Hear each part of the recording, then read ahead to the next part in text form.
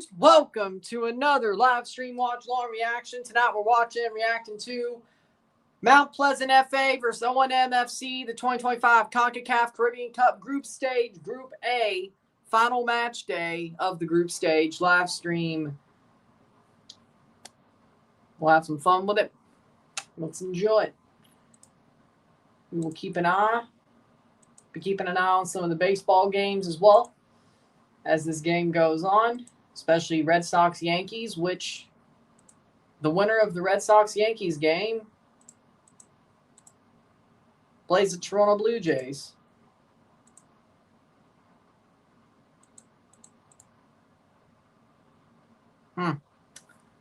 Weird.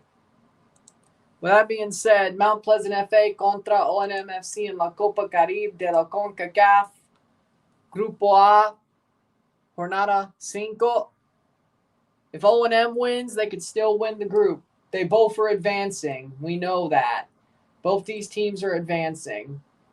We know that. The question is, who of the two are going to top the group?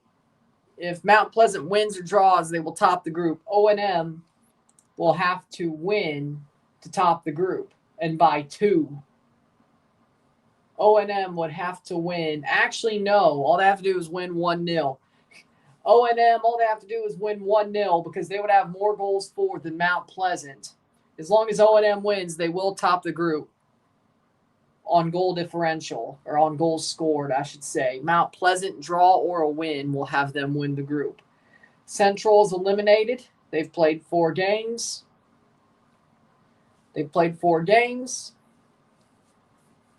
They only had 4 points. Mocha, they could still advance. It'd be a very crazy moment, but O&M would have to get beat 3 or 4-0, and Mocha would have to win their match against Robin Hood 3 or 4-0 just to advance in second place with a win. So as long as O&M doesn't completely collapse, they should, plus a Mocha ass-kicking of Robin Hood, they should advance in second place at the very least. You got to add on the fact that if they completely collapse. Either way, starting 11s are as follows. We will begin very shortly. Starting 11s, Mount Pleasant. In goals, Chambers.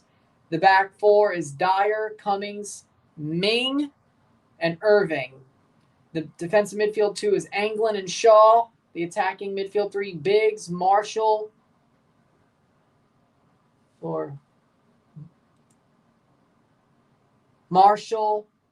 and Green, and up top is Edwards. For O&M FC, in goal is Eratz Gelbensu. The back 3 of De La Rosa, Mello, Hewlin, Sagasti. The midfield 2 of Cuello, Jean Trincado. The attacking midfield 2 of Gomez and Matos. The front 3 of Hewlin Monterola, Harold Francetti, and Isaac Baez. Yes. So we begin very soon. Good to hear. Good to hear. Speaking of moving, sometime next month, sometime in October, which starts tomorrow, y'all will see a new studio. You will see a new area that is my studio. So maybe like 2 weeks left of this, maybe 3. We'll see. Somewhere around there.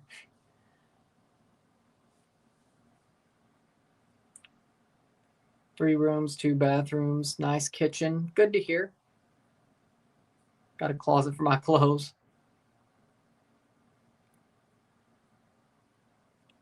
Yeah, that's kind of the problem. Even if you're going just a street away, that's kind of the problem. Takes a while. Takes a while. Earliest late this week. Wow. We haven't left yet. We do have a new place. We do have the keys. The electric and water in our name. We will be moving soon. It's only a couple of minutes away.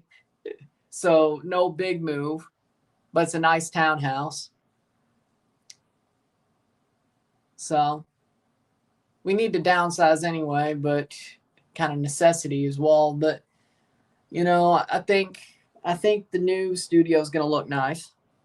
You won't really, unless things aren't totally ready by the time we truly move in. You might see my room for a stream or two. But, well, most of y'all, well, close friends and all that, I guess you'd see a couple of things. But either way,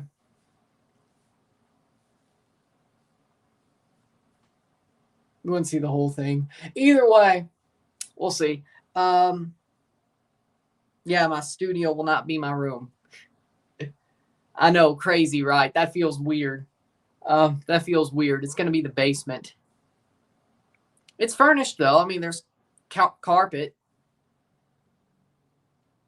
Looks nice. So, do that what you will. Teams are walking out. Virtual hug. Hold on. Virtual hug. There you go. Teams are walking out. We're getting ready to go. I think it's on Rory, but either way. See, that's the problem. We both did. He did move, and I'm about to. But I mean, knew this already. But either way, yes. Yes, we do. On my end, we do have a new place. It's only a couple of streets away. It's not even really moving an area. It's just moving house. But yeah, the keys, we have the keys, the electric and water in our name, so we got to get out pretty quickly. I would say you don't want to pay twice, don't you? You don't want to pay twice, don't you? With that being said, yeah. So things are soon to change is the point. But it is official. It was official like, what, 2 weeks ago? We got the keys, 2 weeks ago, I think? They've cleaned it out. I think they fixed the toilets. I'm not sure. One of them they did. I don't know about the other one. I'm going off what I've been told. Teams are walking out. O&M wearing their yellow. Mount Pleasant wearing their blue and white.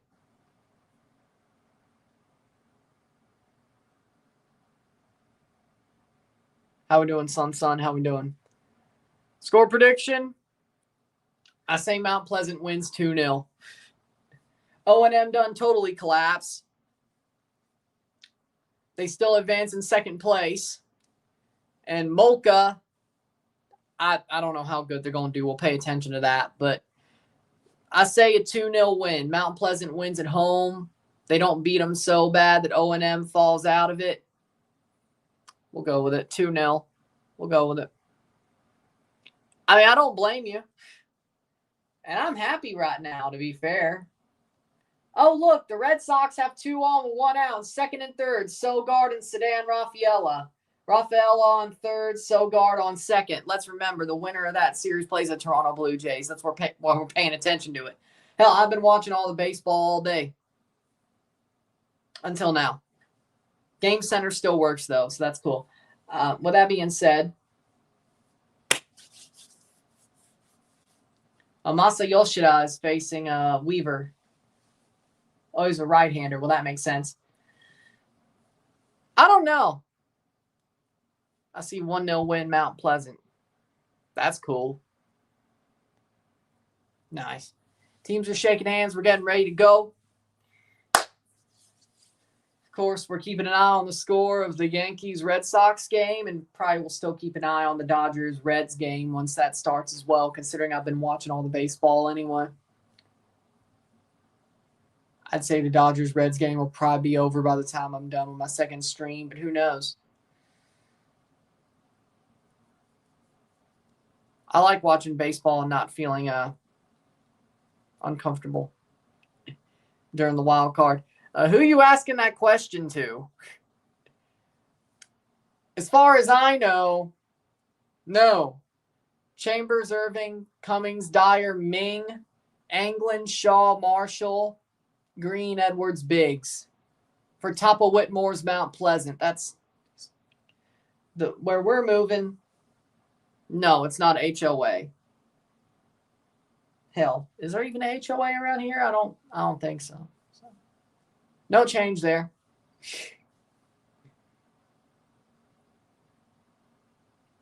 It's a 3-unit townhouse. I wouldn't think there's an HOA to it, but either way. I don't think I've ever heard of apartments having HOAs either, answering Rory's side of it, but ask him. Penny Feather from Antigua is the center ref. I think that's just standalone houses. And Boston has the lead. 2-1 Boston. Masa Yoshida scored on a single, hit a single. Rafaela and Sogard scored.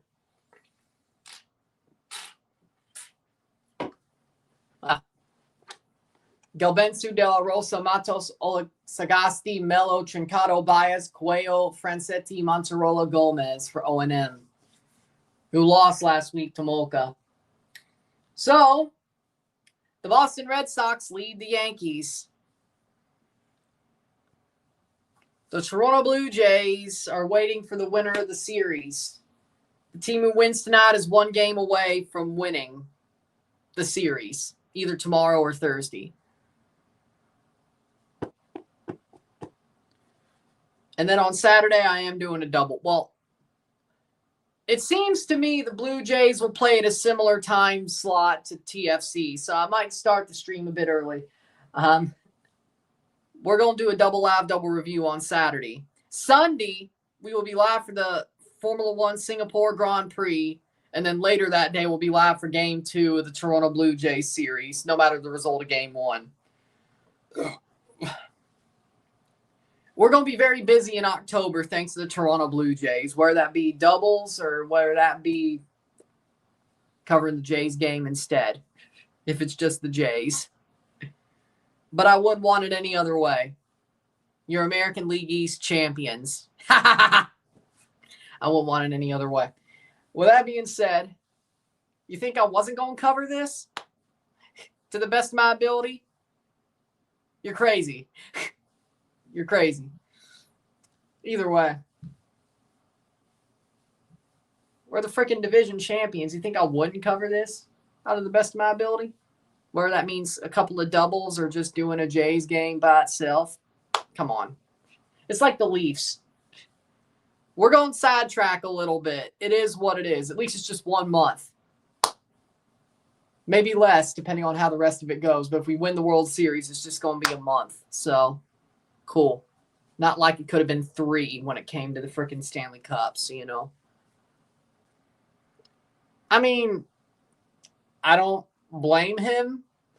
If the Blue Jays lost the division, I don't know. We'll see. And we're off. 0-0. Settle is settled. First of 2 streams tonight. Speaking of baseball, of course, the Cleveland Guardians lost to the Detroit Tigers.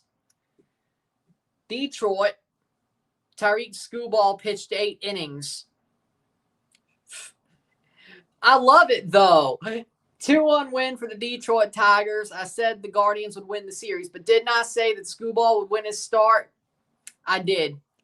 I'm not surprised he went 8 strong and won.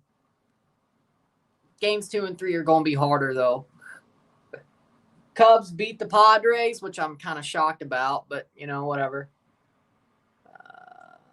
There we go. The Trinidad boys on form. Did you see Spicer off the bench assist? Obikwu played good versus Man United U21. Sealy top form as well. I saw Sealy's goals against Charlotte. I saw Spicer came off the bench and got an assist.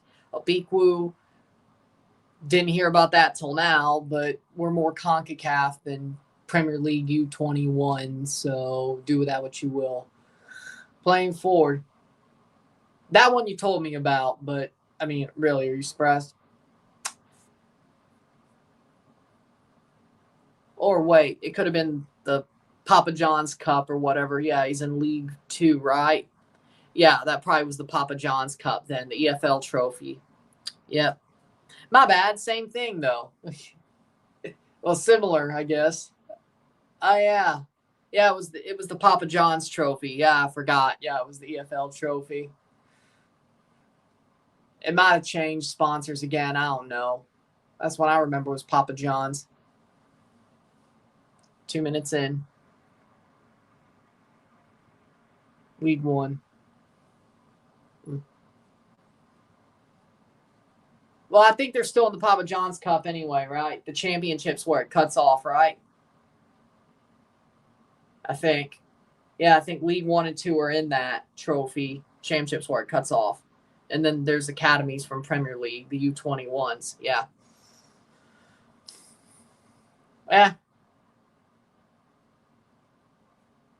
Still where that tournament is. My bad. 3 minutes in, 0-0. Exactly. So, yeah, it cuts off at the championship. I mean, I don't even really think he likes basketball, but he's probably still going to be a Trailblazers fan, even though they suck right now, kind of. I think he's similar to me at this point. If the Trailblazers were good, he'd be happy. Just like I am with the Raptors. But is he going to watch basketball if they're not good? Probably not. I think he's kind of like me, if I'm being clear about that. I'm watching on Tubi. That's the USA, of course.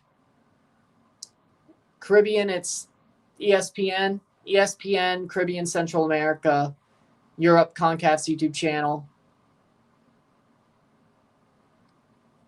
Mexico is TUDN. Here's the thing. The Padres' bats looked quiet today. I mean, they have a big-name lineup. I think they're going to 3 games. I think the Padres will win tomorrow because they have to. Winning 2 in a row at Wrigley Field, that's tough, especially when you're down 1-0. With the pressure on you, even though your lineup's a strong lineup, big-name lineup. They already used Miller.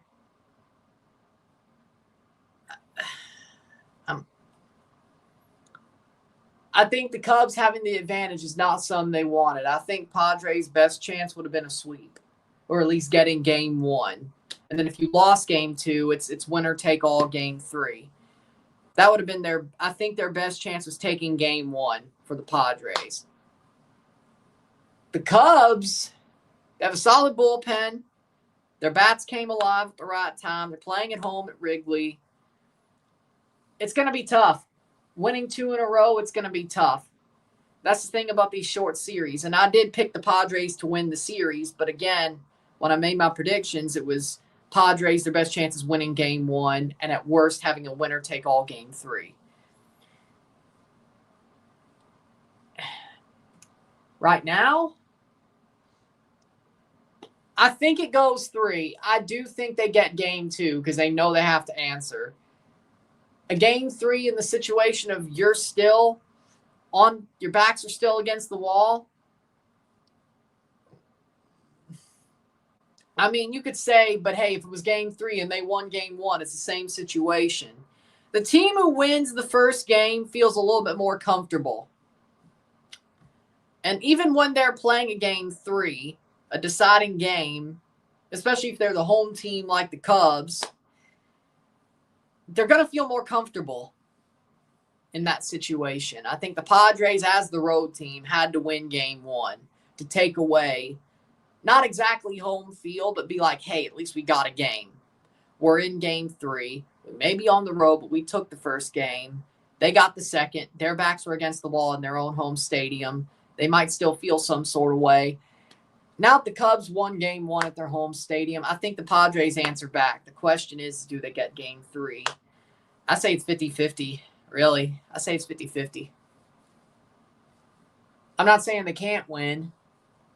I'm not saying I'm going to be wrong, but it's going to be a tough situation when it comes down to it. This is why I'm glad Toronto's not playing a wild card series. That's why I'm glad we're going to be back on Saturday. A 5-game series, there's a little bit more of room to play with. Even though it's still a short series, there's still room to play with. Toronto's an amazing home team. If they lose one of the first 2 home games, I'm going to be kind of scared. I won't lie.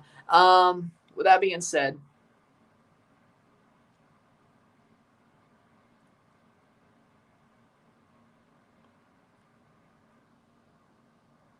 yeah.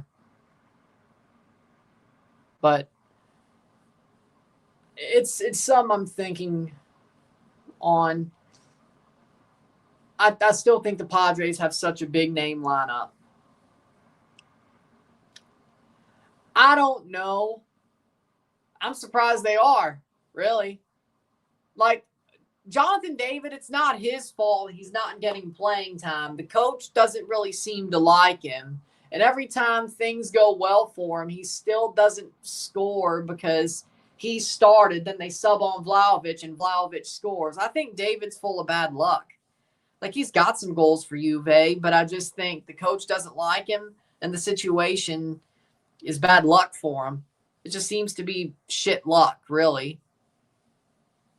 Why would you just down your own players like that? I don't get it. I don't exactly get it. Like, it's not his fault. Like, he is scoring goals, not the amount you probably want. But let's remember, he's gone to a very defensive league, a very tactically good league that's harder to play in than Ligue 1.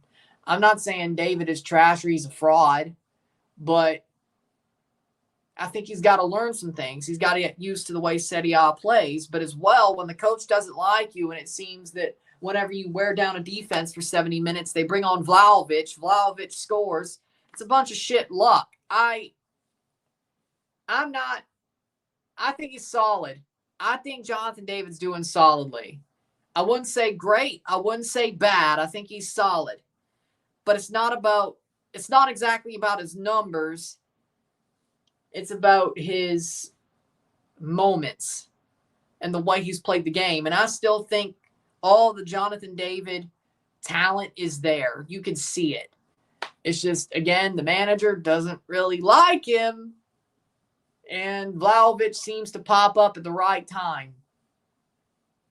People were questioning him before this season. So we might be seeing another Weston McKennie type situation.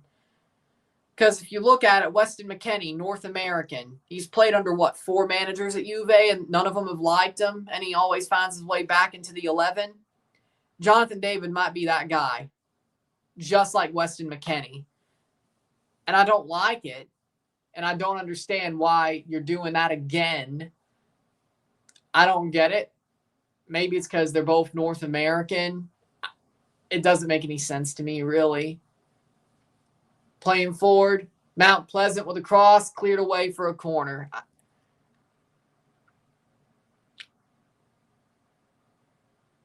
Yankees are choking right now. Good. Good.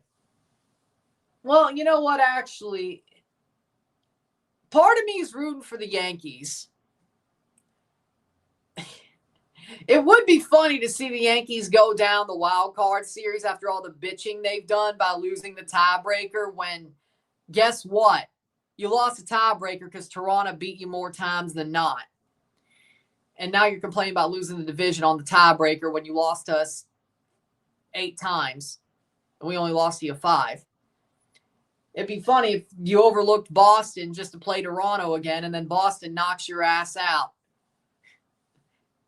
And then the third place team playing the division champions to move on to the ALCS when the Yankees are frozen out, sit on their couches after a 3-game series loss. Hilarious. Hilarious. Be hilarious. But I also want Toronto to be the ones to shut up the Yankees because they're crying like a bunch of bitches.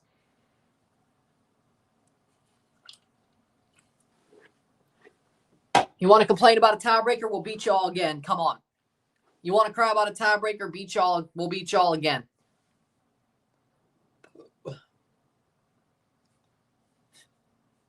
Crochet's gone 7? Almost on 100 pitches? They kept him going. Dude, you have a good bullpen too. What the hell? What the hell? I don't think that'll happen. It'd be funny because of the Soto situation, but I don't think that would happen. They still have Paul Goldschmidt and Ben Rice. I don't see Pete Alonso being a Yankee. They have Ben Rice. Ben Rice is their guy. Paul Goldschmidt, I don't know if stay, but, he's still good as a bench bat. It's not like Juan Soto, the Mets needing Juan Soto desperately. The Yankees don't need Pete Alonso. Atlanta probably is more likely, if that was the hint.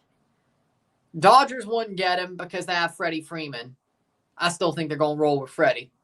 They gave him that damn contract. They're going to roll with Freddie. It has, honestly, he stays with the Mets or goes the Braves. It's got to be something like that. Toronto, Vladdy's the first baseman.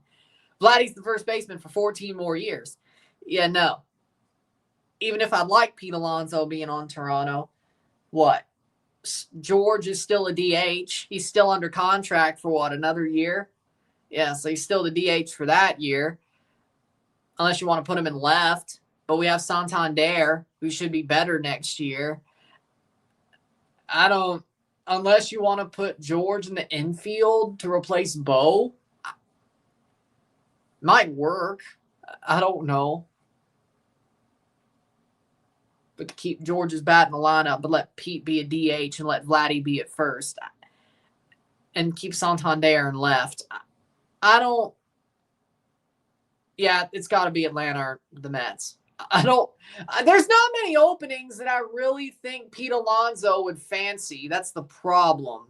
The Yankees have Ben Rice.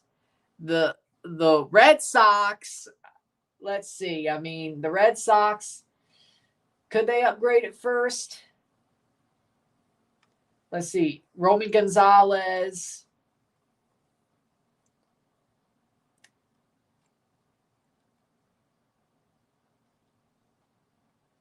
Doesn't Roman Anthony play there? Either way.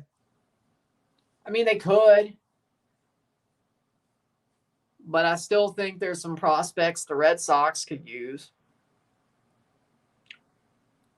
Pete Alonso to be a third. If Pete Alonso wanted to play third or Vladdy got into better shape to play third base and comes to Toronto, I think, the problem here with this is this. George is still a DH. Vladdy, they tried that. I don't know if Vladdy would like to go back to third, and I don't know if he'd lose the weight to go back to third. I don't know. Can Pete even play third is the question. If Pete could play third, I wouldn't mind it. Now, then you still have Addison Barger. You still have Addison Barger, Ernie Clement, David Schneider. If IKF stays, which I don't know if I want that at all. David Schneider's a good bench bat. Ernie Clement. Barger. Who knows? Maybe Bo leaves. Maybe Bo leaves and they put Andres at short, put Davis or Barger at second. I don't know. I think Pete Alonso to the Jays playing third base or moving Vladdy back to third is probably a if Bo leaves situation. That's probably what that is. Like, you got Pete Alonso to replace Bo, but he's playing third or first. Vladdy goes to the opposite base. Andres Jimenez at short. Barger, Schneider at second.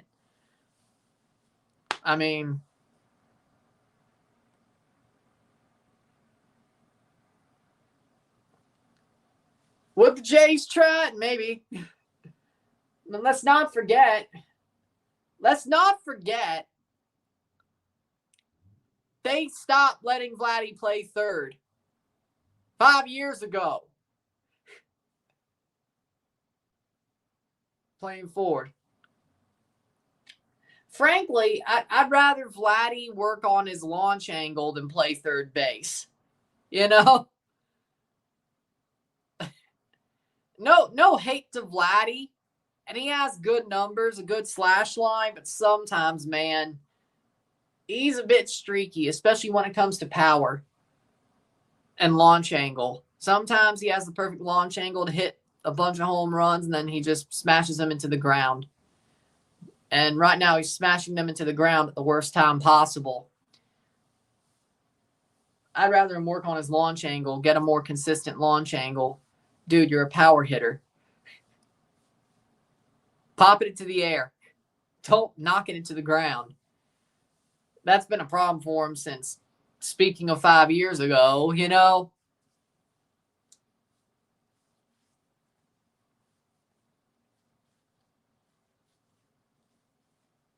I don't know. 18 minutes. Boston still leads 2-1.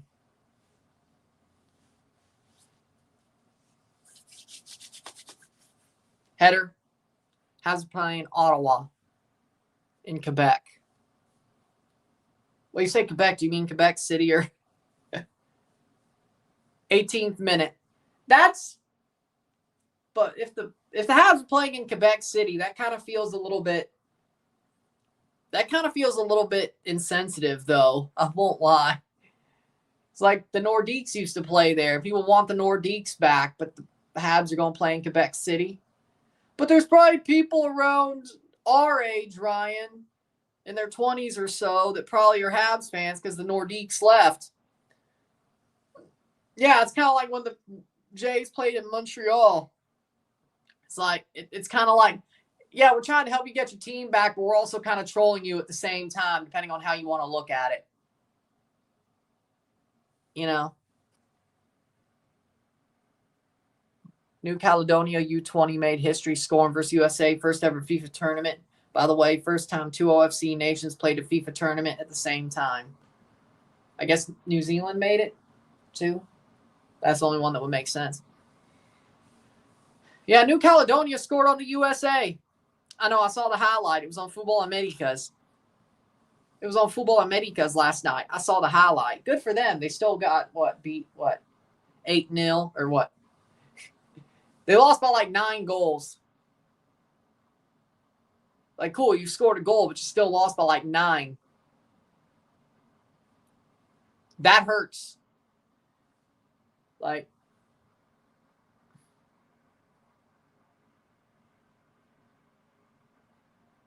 so just like when the Jays used to play in Montreal before COVID, it just feels a little bit weird to me. Like, that was where the Nordiques played. That's where there's a lot of older Nordiques fans. Like, unless Quebec City's using it like how Montreal used those Jays spring training games at the end of spring training to try to show, hey, we could still have a baseball team in Montreal. And I mean, I understand it looking at it like that, but then you kind of have to look at it from the fact of like, man, are they trolling us? Like, they're the only team left in our province / country, and they're trolling us?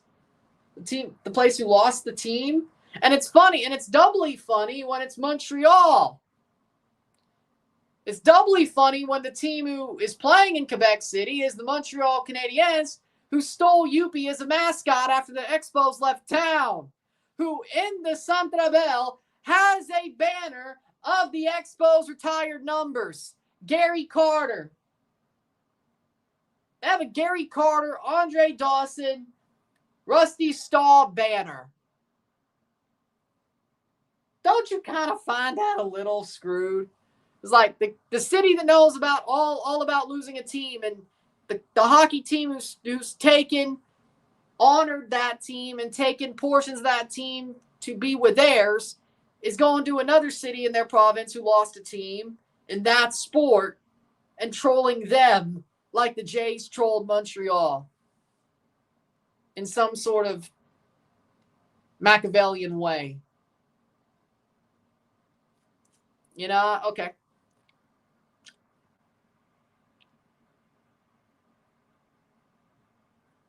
Yeah, I remember. And if the Yankees play the Blue Jays again, Aaron Judge will be crying again. Now, the question is, where will he be crying? Because it won't be the Sky Dome. Well, it could be, but you can't cry after 2 games because you still got to win 1 more. Will he be crying at Yankee Stadium in his own house after the Blue Jays beat them 3-1 or sweep the hell out of them? Or will they somehow get it to Toronto and he loses game 5 after thinking they could all come back the whole way? Toronto Blue Jays win all 3 in Toronto, and then he cries again in Toronto. Or will he just cry tomorrow night and the Red Sox eliminate them anyway? It's possible. 22 minutes in, 0-0. I'd prefer he cries against Toronto, but, you know, you want to talk about a tiebreaker, I'd prefer he cries in Toronto, but, you know, or against Toronto, whether it's in New York or Toronto. Probably in New York. That'd be better for my heart. Mount Pleasant shot, side netting, 23rd minute. Probably be better for my heart. With that being said, New Caledonia fans happy? Let's be real, Ryan. Were you expecting New Caledonia to do anything at this FIFA tournament? They're hoping scouts see some of their players and players will get moves. I didn't say I expected anything out of them. Hell, a goal's better than I expected out of them. Like, I knew they'd get their ass kicked. I'm just shocked they scored a goal, honestly. I didn't expect a goal. They scored. Horrible mistake by the USA, by the way. I mean, I think it was Beaudry in goal who made the mistake. Yeah, it was Beaudry from the Colorado Rapids. Horrible mistake. Should not really have been a goal, but hey, you know what? If you could get it done, you get it done. You take it. When you're them, you don't complain. You just score. I didn't expect a goal. Hey, I got respect. Hey, respect. Respect. 24 minutes in, 0-0. But either way, let's look at the standings of this group. Mocha is drawing Robin Hood. You need more than that. Right now, O&M's drawing Mount Pleasant, but Mount Pleasant's getting close to scoring a goal. Right now, O&M would still advance. And Mocha ain't even close to challenging and flipping the whole group on its head. O&M has the ball, as of now, comfortable for both sides. As of now, comfortable for both sides, but, you know, we'll see where this goes.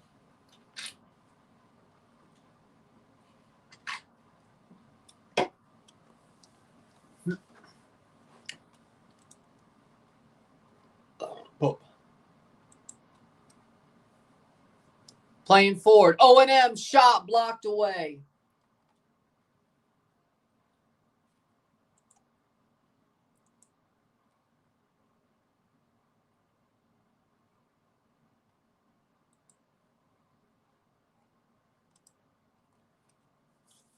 "25 minutes in.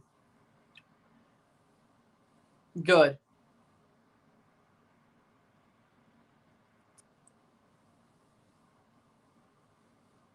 Playing forward. Crochet starting to get a little bit wild. Got an out on Grisham. In play, no outs. Volpe on base. 1 out and a single for Volpe. Home run and a single.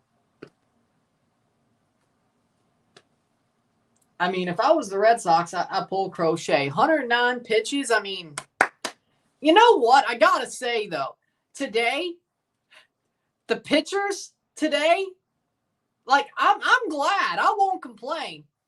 I love it. 7 innings, 800 pitches. That's why I want a damn C. Forget this bullpen bullshit. Come on. Starters going 8. 100 pitches. Like, what are we doing? Yeah. I thought he played well. I don't understand why he's at the U20 World Cup when he's played for the regular national team. I don't. He probably is more help to Jolos, but they let him go to the U20 World Cup, but he's already played for the national team. You know, I mean, good for him. He's doing well. He should be. He's that talented. I guess they wanted to let him dominate something, I guess. That was probably the thought process, is like, hey, we see how talented you are at the main level. We see how talented you are at Liga MX. We're going to send you to a tournament you should dominate. That's the only thought process that makes sense. Unless that was from his camp saying, hey, we want to move. And if he dominates here, he's going to get a move. It must have came from his camp. That's my thought process. Like, why are you doing it? You're already on the main national team unless you want to move and you know you're going to dominate the tournament. And so far, it looks like it because he should.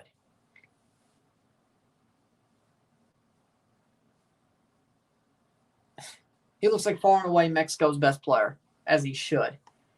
So, in that theory, in that case, exactly what are you, unless he's looking for a move and scouting, I don't see why he'd be there. Like, I know he's U20, but it feels like you've already graduated. Why go back to damn high school? You know, that's kind of the theory. It's like, well, you've already graduated. Why are you going back?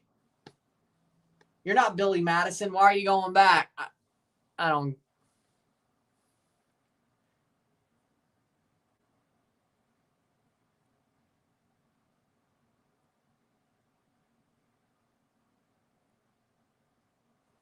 I get it's mostly scouting, but still. People are already talking about him after the Gold Cup.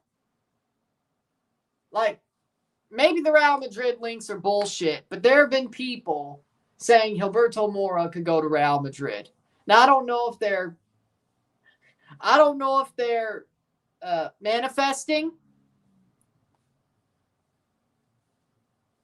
but the fact there were things like that after the Gold Cup, I hope to hell this goes well for him. I hope he doesn't get hurt. I mean, you're risking yourself.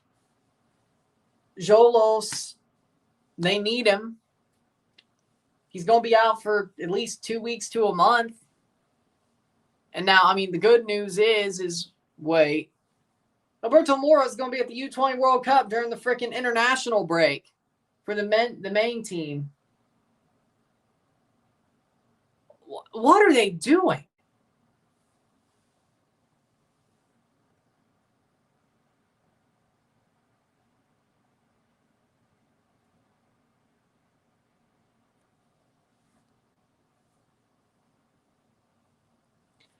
I mean, since they're going to do it, I want a good halftime show. It's going to be Jay-Z and Coldplay, isn't it?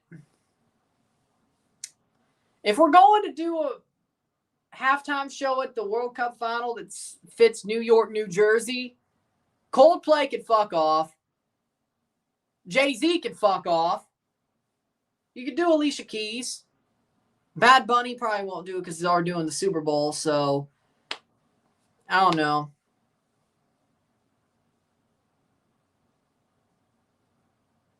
J Balvin, I guess. I don't know. Billy Joel and Bruce Springsteen. I don't want Jay-Z. He ain't talented. Jay-Z ain't talented. I'm sorry.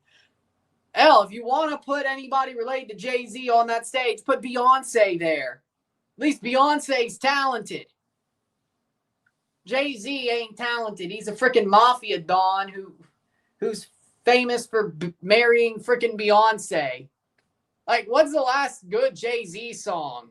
What was the last good Jay-Z song? Seriously. What was the last good Jay-Z song? I mean, that's the point I'm trying to make, but okay. Jay-Z made good music when? The dude is a freaking mafia don, but for music, who's married to Beyonce. Dude, if you weren't married to Beyonce, you wouldn't be shit. Rock Nation wouldn't be a damn thing if you weren't married to Beyonce. You count your lucky stars, man.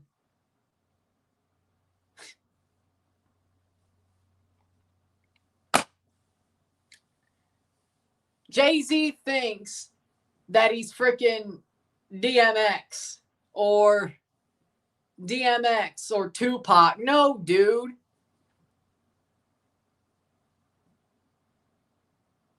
Dude, you're a freaking overrated Suge Knight.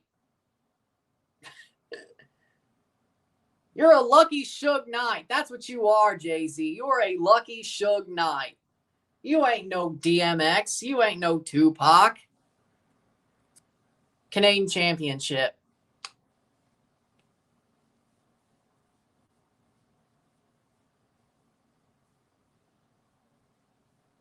Canadian Championship final. That's it. Even if it is a 4-0 game, probably.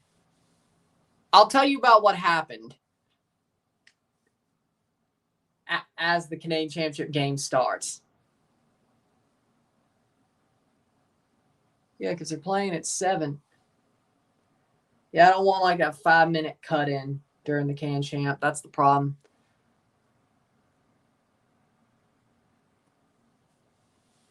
33rd minute. Line brawl in Quebec during the preseason. What the hell? Who does a line brawl in the preseason? Who got pissed? Who pissed who off? Seriously. What happened to cause a line brawl in the freaking preseason? Arbor guy's pissed. Well, what do you know? Yeah, I could have figured he'd be part of it. Is he answering or did he start it? That's the question. There's a difference between answering and starting it. Shot save. You got to answer the bell. I mean, if somebody's going to ring the bell, you got to answer the bell. Okay, no, well, that's just bad. Okay, so New Hook got hit high during the preseason. Okay, that's a problem. Arbor guy rung the bell. Understandable, because why are you going to hit a player high during the preseason? I mean, Ottawa is kind of a... They're like the 2-bit Panthers, thanks to Brady Tkachuk. I mean, yeah, they are kind of dirty. They're not as dirty as the Panthers. I just don't think they're meant to be, but they are kind of dirty. Preseason, though. Going to hit somebody high in the preseason? You know what? No, you deserve a line brawl. My bad. You deserve a line brawl. And Arbor guy was out there. Of course there was going to be one.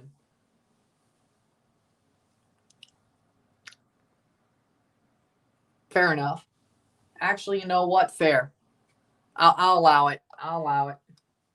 I'll allow it. I'll allow it. I'll allow it.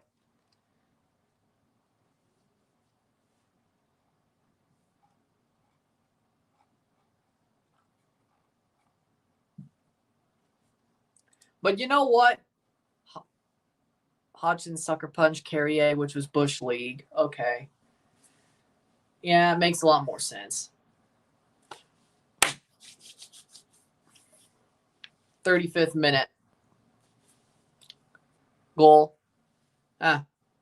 Mount Pleasant going for a free kick. I'm a little bit behind, I guess. Tubi, man, this website sucks. 35th minute.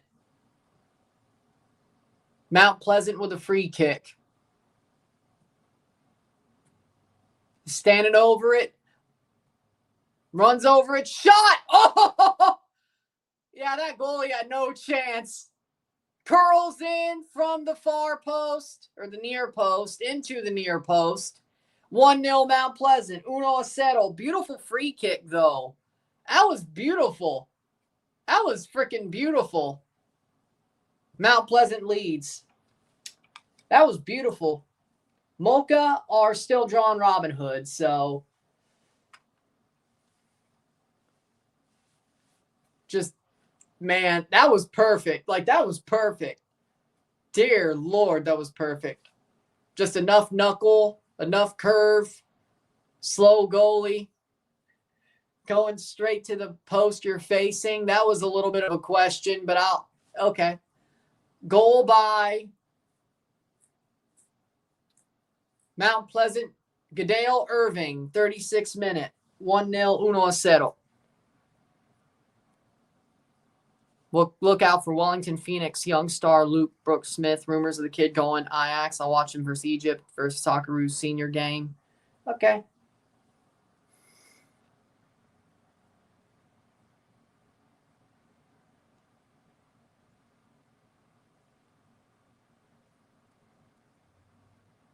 You know what?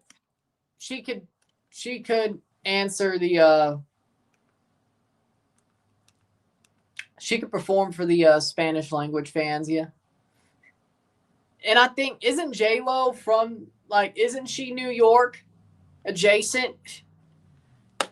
Isn't she New York adjacent, considered like that? You know what? That'll work. Spanish language, reggaeton music.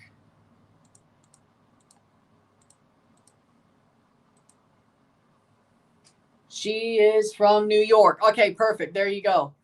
Wide, past the post, and yellow doesn't score. Perfect. That works, actually. She grew up by Yankee Stadium. Habs have a 5-on-3. Okay, so J-Lo replacing Bad Bunny and Alicia Keys. You do both. Billy Joel and Bruce Springsteen. Perfect. No Jay-Z. No Beyonce. No Coldplay. Perfect.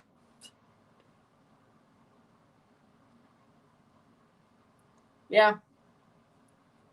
If you're going to do a halftime show, like, respect, like, the artists who are legends from New York, New Jersey, a.k.a. J-Lo, who is the woman artist in that equation and the Latin artist in that equation. Billy Joel, if he's healthy enough to do it, because, come on. And Bruce Springsteen, Jersey. Boom. 39th minute.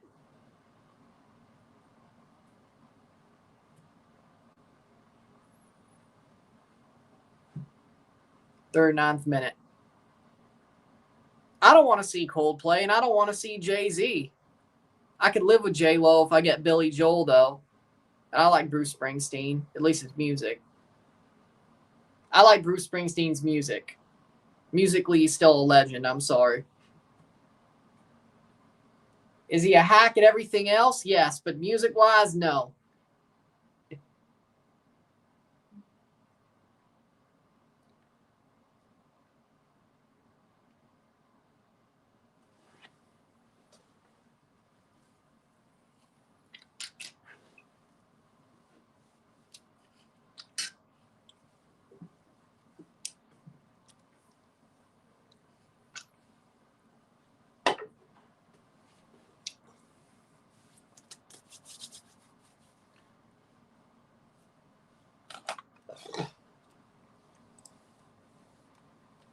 And it's still 2-1 for the Boston Red Sox.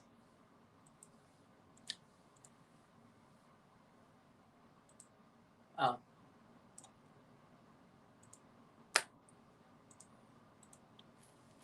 Ain't much offense in that series. Good news for the Toronto Blue Jays. It's good news for the Toronto Blue Jays. Not really any offense so far in this series. Good news. A header save. Especially if you got Gausman, you Savage, and Bieber going.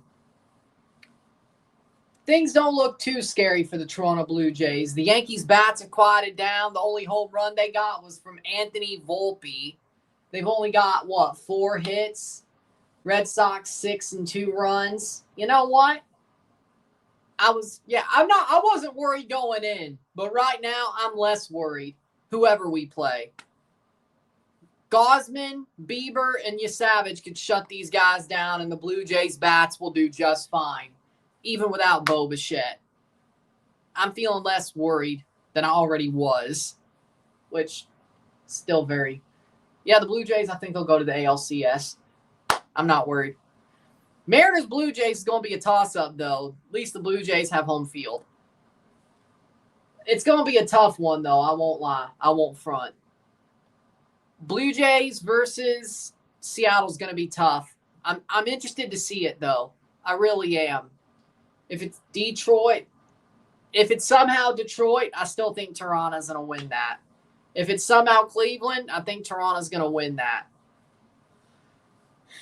I still think Toronto's the favorite over Seattle, but it's going to be tight. It's going to be tight.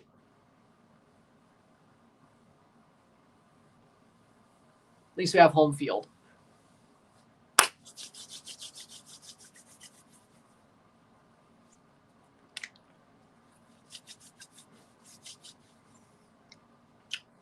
42nd minute.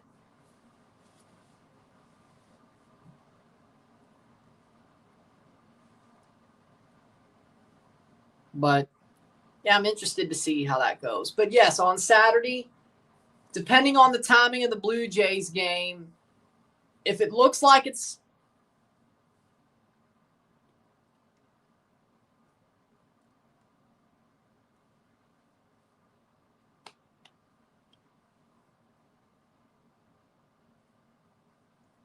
I think it might just be a Blue Jays into Toronto FC double live stream and then double review once both games are over.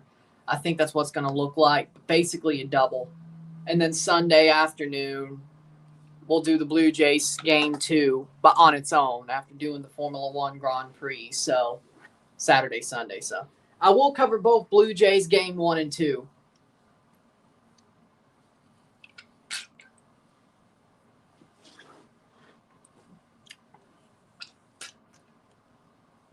Playing forward.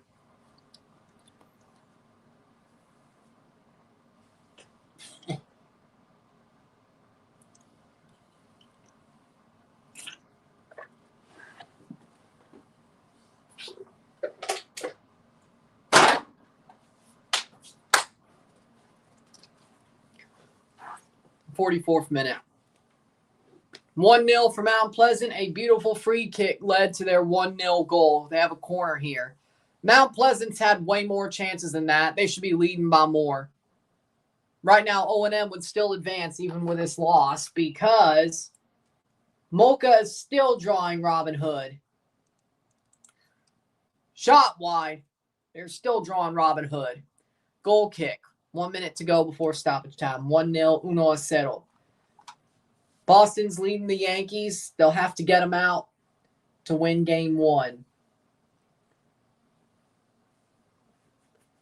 And then the Dodgers play the Reds. And I'll pay attention to that. Oh, Trevor Story got a single. All right. Pay attention to the Cincinnati Dodgers game.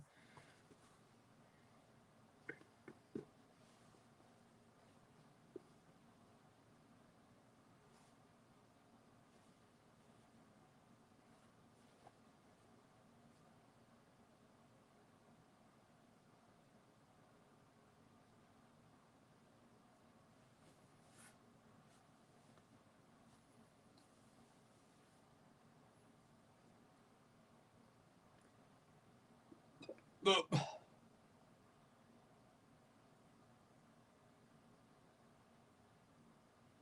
Three minutes of stoppage time for the first half.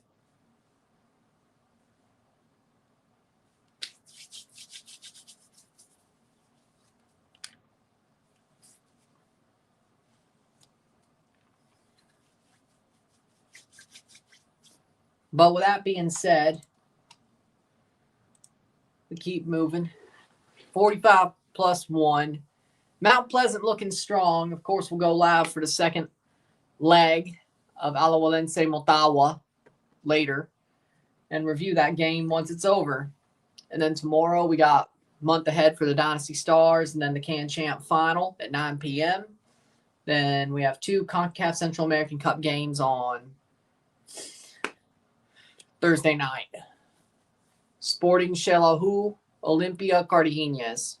2 lives, 1 review. So 1 more live, 1 review today. 1 live, 1 review tomorrow.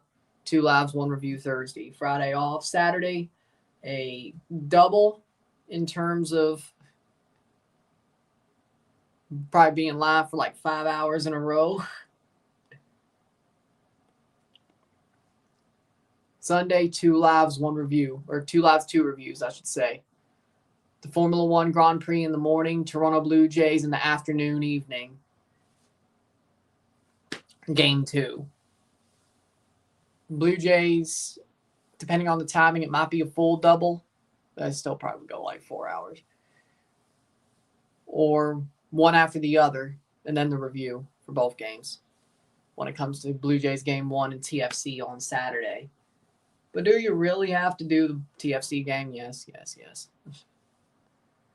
Because the culture is just screwed up. Because the culture of the Yankees, ever since George Steinbrenner died, has absolutely fallen off a cliff. The Yankees, they're spending money. They're getting carried by one dude and maybe another couple at times. Aaron Judge is an amazing Yankee. I will admit this. Aaron Judge, I got to admit it, he is a Yankee personified. Not just because he's amazing, but he is somebody that Derek Jeter could look to and say, yep, that guy's a Yankee. He's a guy that Don Mattingly could look to and say, yep, that's a Yankee. That's the guy that Babe Ruth from the heavens could look to and say, that's a Yankee. Aaron Judge is Yankees culture. He does represent what the Yankees should be. Nobody else does, though, and that's the problem. Hal Steinbrenner is an absolute Nepo baby trash who doesn't know how to run a team like his dad, the boss. Brian Cashman doesn't know his head from his own ass, and Aaron Boone is the most idiotic manager I've seen this side of frickin' Tony La Russa, except he doesn't have the World Series to back his ass up. It's halftime, 1-0. 1-0, 1-0 medio tiempo. We'll take a short break after I'm done talking shit about the Yankees. Well, it's not shit, it's true, but either way. They don't know what they're doing. Like, you have Aaron Judge, who is a Yankee, who personifies the Yankee way. And you still can't win because nobody else follows his lead. Captain my ass. Captain my ass. If he was the captain, nobody would have beards. They wouldn't even have to worry about taking away the beard rule. And guess what? The guy they took it away for is an absolute trash can out of the bullpen. Is a choke artist.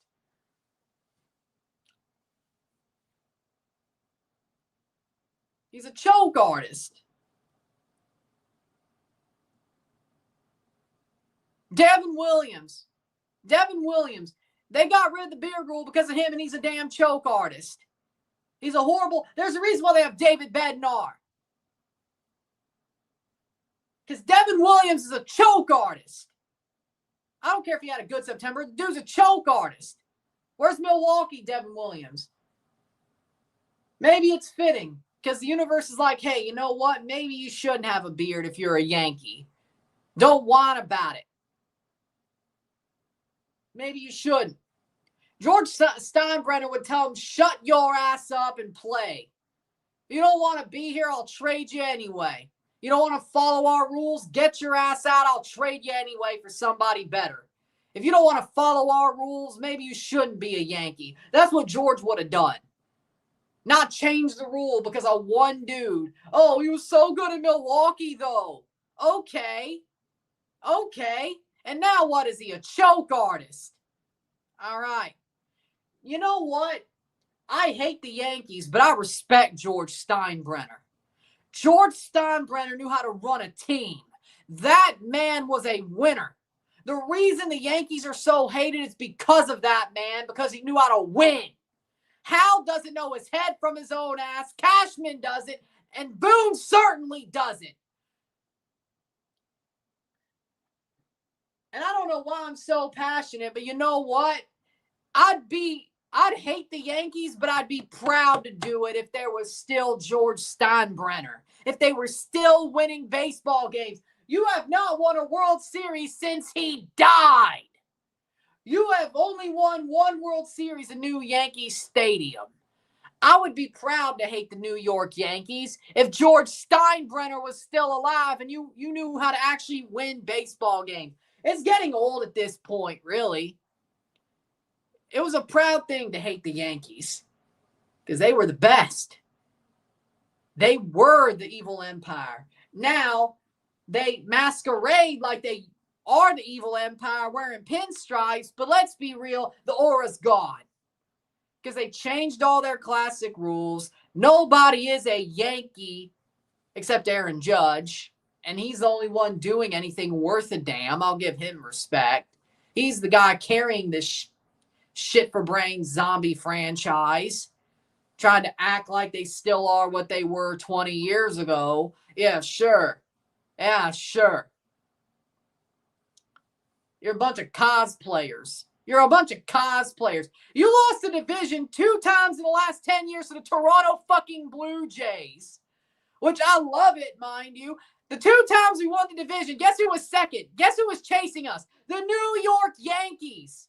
George Steinbrenner would be flipping in his grave. He probably is. The Toronto Blue Jays. The little old Toronto Blue Jays. That's who you lost the fucking division to 10 years ago and just a day ago, too. The little Toronto Blue Jays. George be rolling in his grave. Hell, he probably is now. It's one thing if it's the Red Sox, it's the little Toronto Blue Jays. 2 times in 1 decade. Bookend. 2. Okay. What about the Tampa Bay Rays? Well, fuck, I don't know. I think you'd respect the way they compete. Honestly. I think you would. On the freaking level of money they spend and they compete like they do, okay. I think you'd respect that. The Blue Jays spend a lot of money, and guess what? They've only won two divisions since freaking 1993. And 5 playoff appearances? Okay. Yeah. There's your answer. What? Honestly, now I'm kind of worried. If I'm Miami, I'm a little bit worried. With that being said, we'll take a short break at half. Talk about the first half. No stats.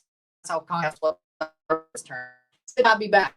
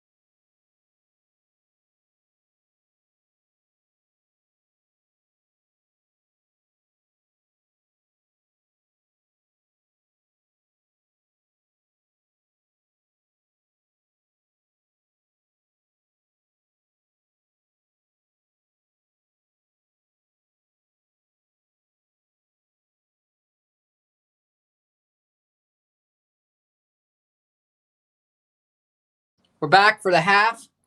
Mount Pleasant leads 1-0. 1-0 on the free kick goal. Oh, Lord. Aroldis Chapman just put 2 on. With that being said, Mount Pleasant should have scored more than 1 goal. They've had an amazing first half. I think they've had a lot of chances as a team. They've done absolutely amazing. And the Yankees have bases loaded with no out. The Yankees have bases loaded with no out. Oh, no. With that being said, first 45 minutes, Mount Pleasant, I'd say it was all them. O&M really can't answer. Mount Pleasant ain't looking good. Or I should say O&M ain't looking good. O&M's advancing. Yes, they should advance, no problem. The question is, can Mocha answer and step up? We're going to find out. Mocha is drawing as we speak at the half, by the way, which is not what they need.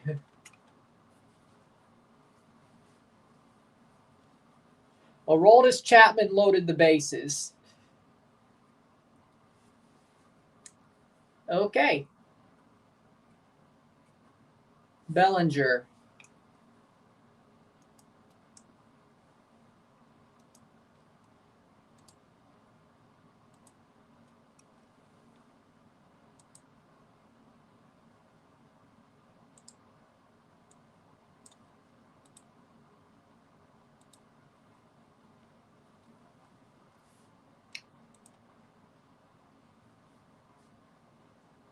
Waiting for the second half to start. Miami just scored 3-2.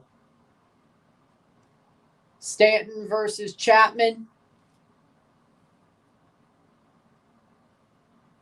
0-1, bases loaded. It's crazy.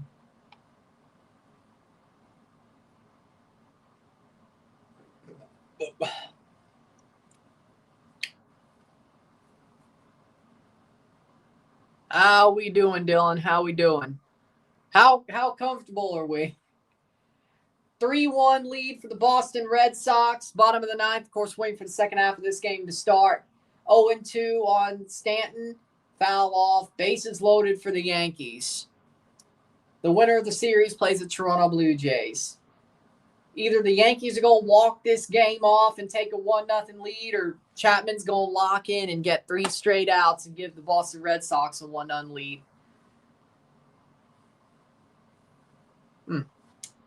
Chicago won earlier today. Watched that game. Pretty interesting. Detroit beat Cleveland. Tyrese Ball freaking dealed. 8 innings pitched. You love to see it. You absolutely love to see it. Nowadays, especially. And Giancarlo Stanton struck out. 1 out. Still bases loaded. Teams are walking out for the second half soon. So why are we paying attention to it, Ryan? Because the winner of this will play the Blue Jays. That's why. I've watched all the freaking playoff games today anyway, so. Or at least paid attention to them. I watched most of the Yankees-Boston game before this game started. Watched Cleveland, Detroit, Chicago, Padres. So, yeah. Do that what you will. And I've paid attention to the rest of it.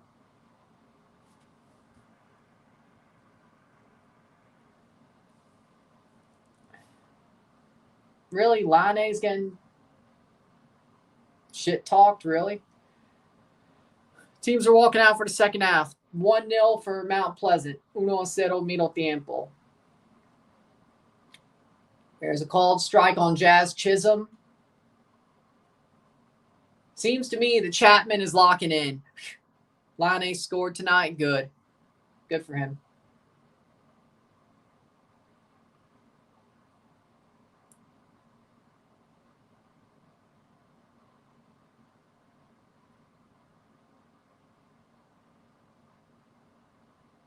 And foul ball.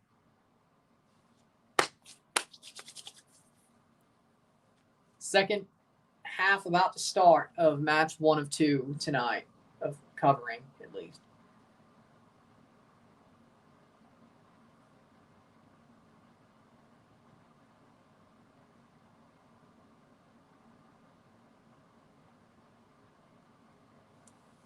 Here we go.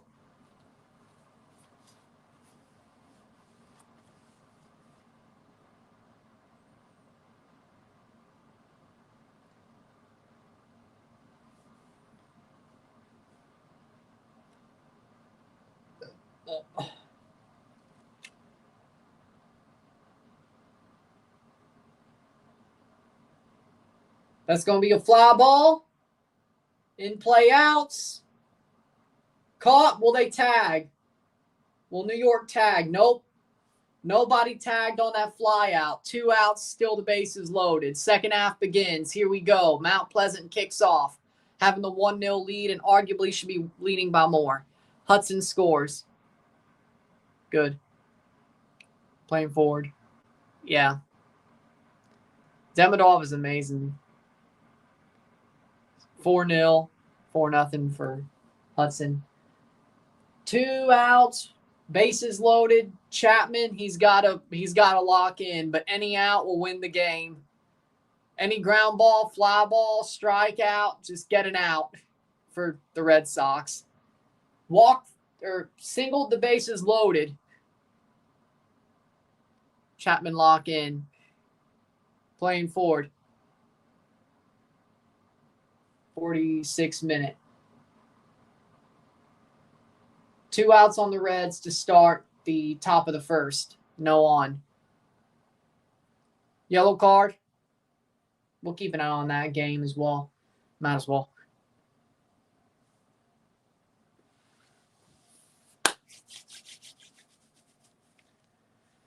One on Grisham.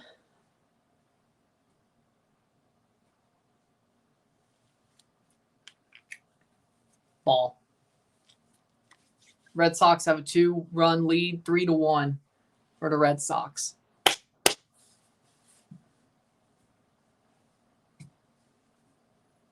'46 minute. Yep. At least Chelsea won. That's what. I bet Mourinho's proud of João Pedro, though. Mourinho's probably proud of João Pedro. He's like, probably, I don't know. But like, that's what I would have wanted you to do. I was still coaching Chelsea, probably. At least I'd like to think so. I don't know. Free kick for O&M.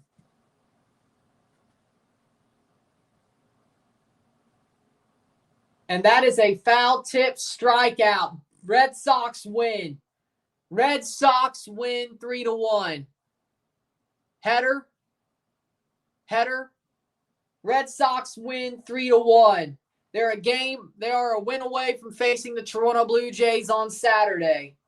Whether Boston wins that game tomorrow or Thursday, well, they might not, but Boston has 2 chances to win one more game to face the Toronto Blue Jays in the division series.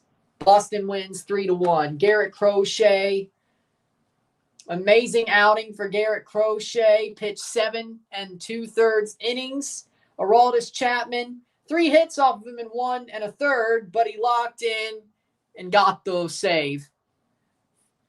Garrett Crochet with a 7 2/3 start, which is amazing. That's the type of stuff I like to see. Fried went 6 1/3. Weaver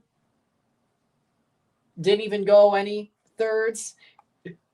Cruz went 2/3. Williams went a full inning. Bednar went 2/3, and Hill went 1/3 inning.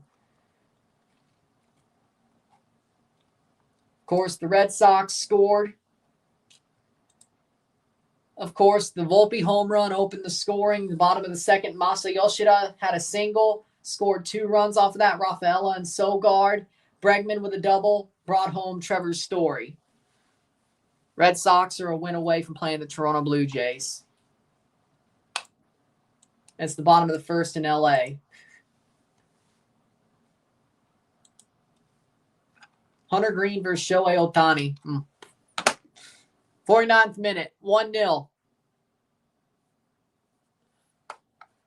I gotta say, though, when it comes to the baseball today, I got to say, I'm really happy with a lot of the starting pitching performances. I really am. Crochet going 7 2/3. Skubal going 8. Cleveland starter going as long as he did. 6 1/3 for Fried. Like, that's the type of stuff I like.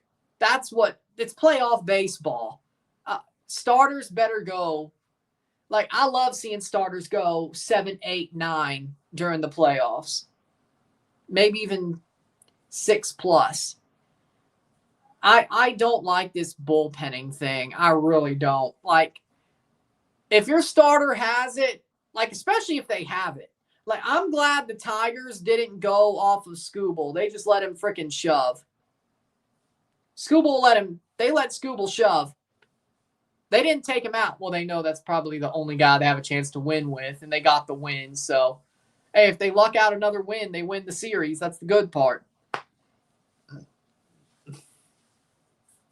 But they let Skubal go 8 innings. Like, I love that. And he was cooking. Like, what? He got like 6 straight strikeouts before he got pulled?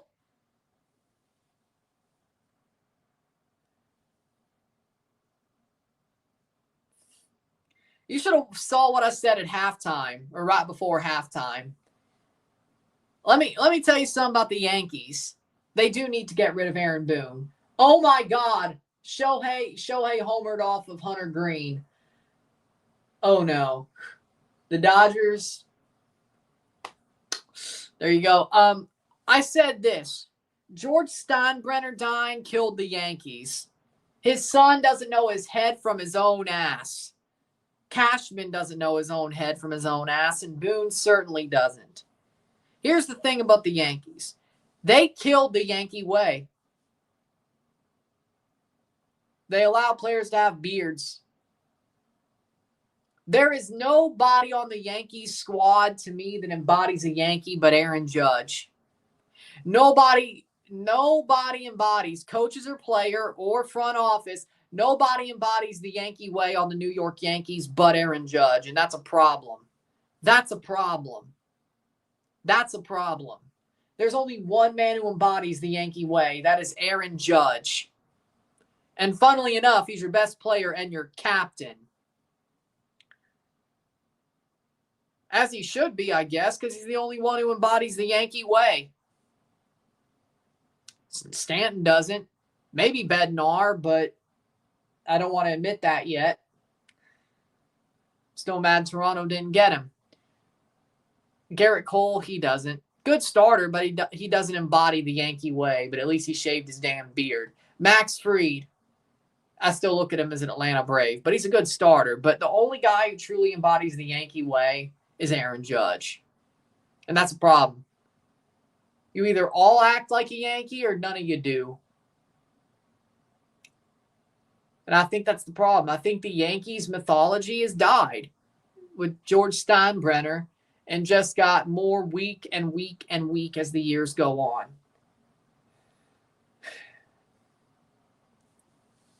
I don't think it's the same anymore, really. I don't. Hell no. Hell no. Good player, but hell no. Hell no. Hell no, he doesn't. He's a good player. I like the chip on his shoulder. I like his character. He should be doing that in LA. He should be doing that for the Mets. He should be doing that in Toronto. Hell, Miami. Like, having the chip on his shoulder that he has and the character he has is not a Yankee. It is not. And that's not shitting on him at all. I'm not a Yankee fan, but I love the chip on Jazz's shoulder. I love the way he acts. I love his character. I'm not saying I don't. But that does not embody the Yankee way. That does not. I love Jazz. I think he's an amazing player. I love the way he acts. I love the chip on his shoulder. Hate that he's a Yankee, at least playing for him, I should say. But I think Jazz is an amazing player.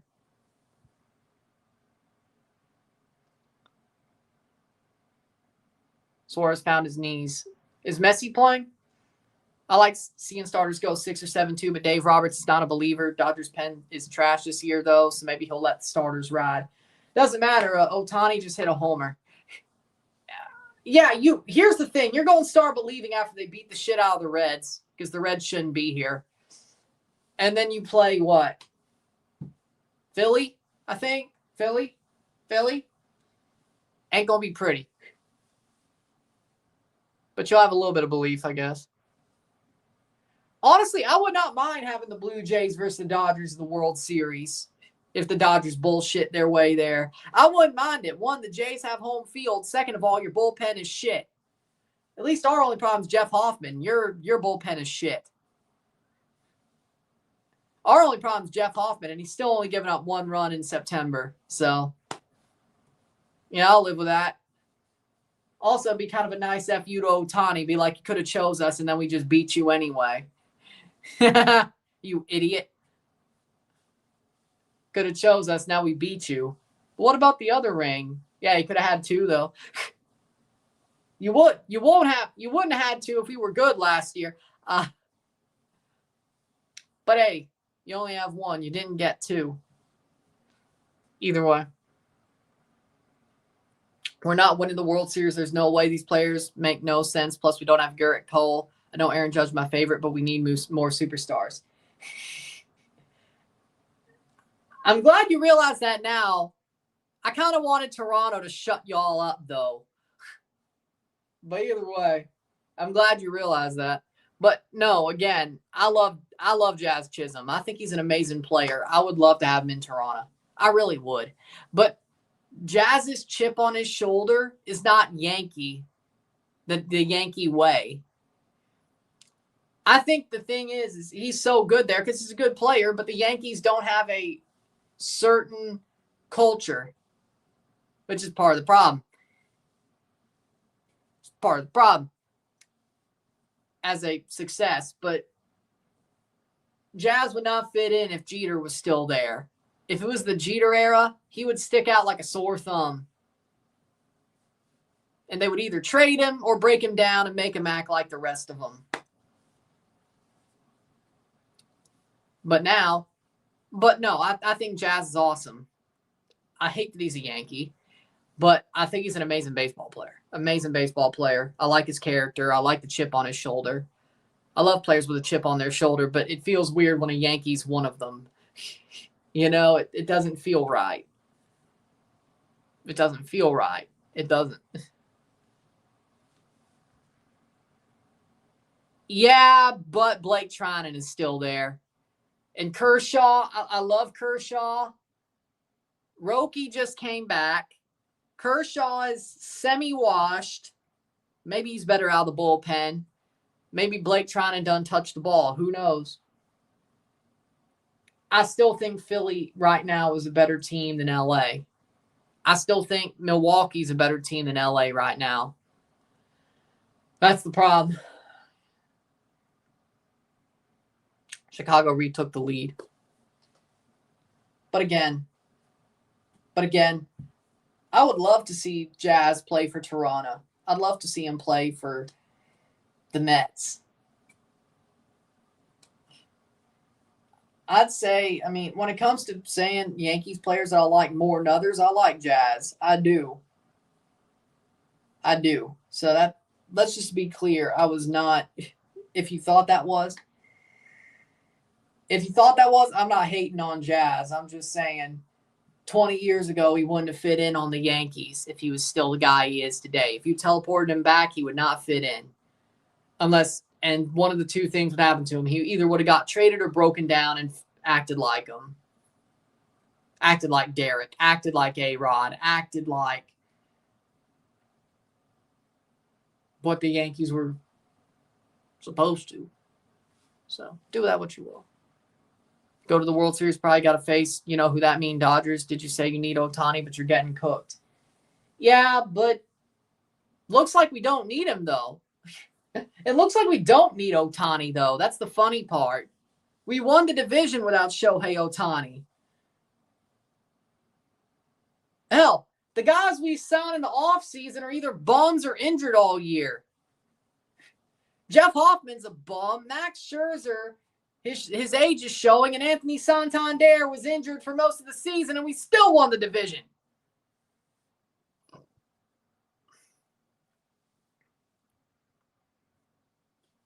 So there you go.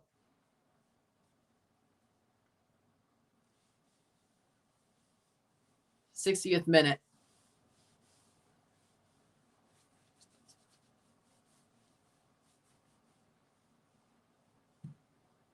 I don't know how I saw it. I still don't kind of understand how we pulled it off, but we pulled it off. You know.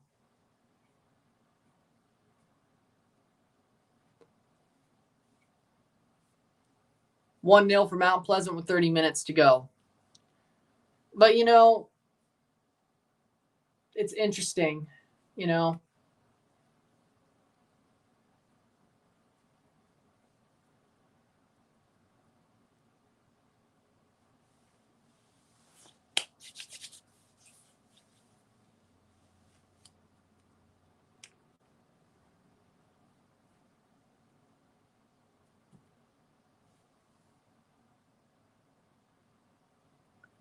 Still won the division.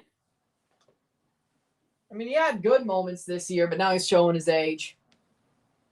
Is the Fire a sleeper team for the playoffs? No. Miami's just fraudulent.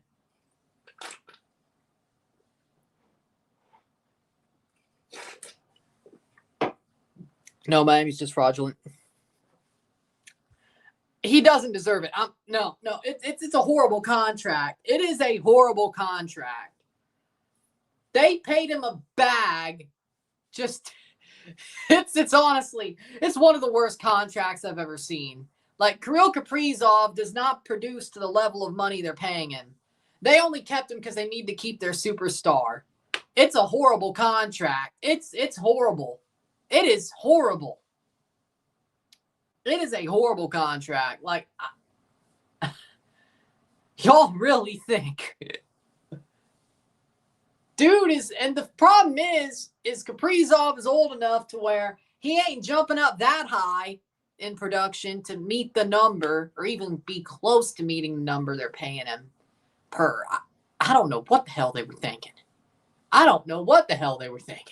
Then again, these were the guys who gave, was it Suter? The Suter brothers?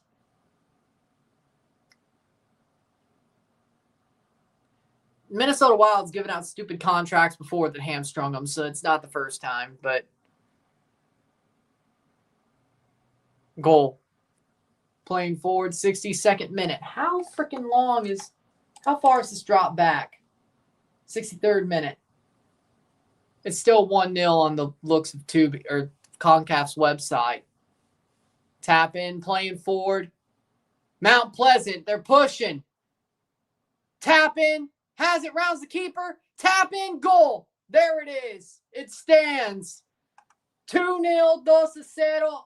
That is Biggs. Biggs with a tap in, ball centered across. There it is. 63rd minute.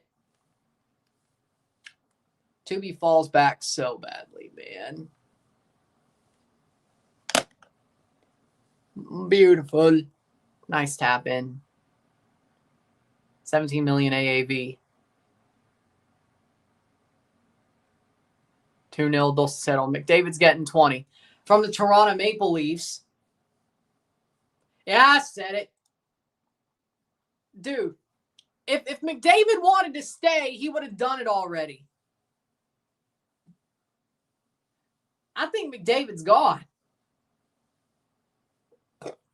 I don't think McDavid is going to re-sign. If he was going to re-sign with Edmonton, he would have done it by now. The longer this goes, the more I'm hopeful he's going to Toronto. And really, in my mind, there's only two teams that McDavid would go to. Stay in Edmonton or go to Toronto. I don't think there's anybody else. that would actually get McDavid. Like, Florida would shock me. Tampa would shock me. Pittsburgh would shock me. The only thing that would, yeah, that makes sense is he stays in Edmonton or goes to Toronto. It's either or. And if he ain't re-signed with Edmonton yet, the longer this goes, the more I have a feeling he's going to Toronto. I really don't see him going to free agency to re-sign with Edmonton. I really don't. If he's going to free agency, he's coming to Toronto. If he re-signs during the season, he's going to stay at Edmonton. I don't see him going to free agency just to re-sign. I think it's now or never, really, is my point. I think it's now or never. Or he goes to Toronto in June.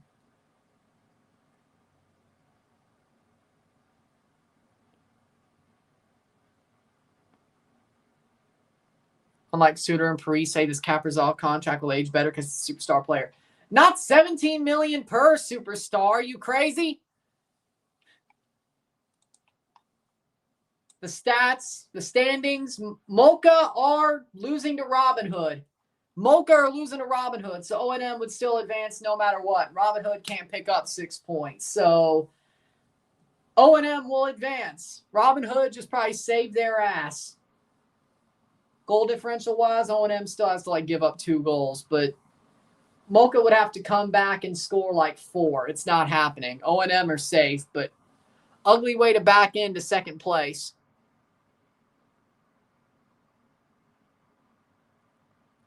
I think the East is a little bit easier. Well, so far ahead in points. I think the bottom level of the East is easier than the bottom of the West. I think the West is more competitive. I think the East, the bottom half of the East is total shit. I think that's the problem. I think the bottom half of the East is total shit. I think the West is more competitive as a conference. The East is not as competitive. Robin Hood 1-0 up?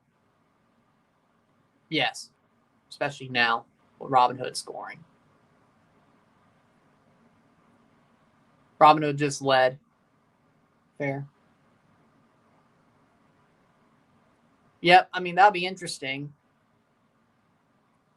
It'd be funny if the first no-hitter of the year happened in the playoffs. Hunter Green pitching. Gets him out. Blake Snell, he's damn good. It'll be funny if he got taken out around the 6th inning with a no-hit going. Blake Snell would have PTSD at that point.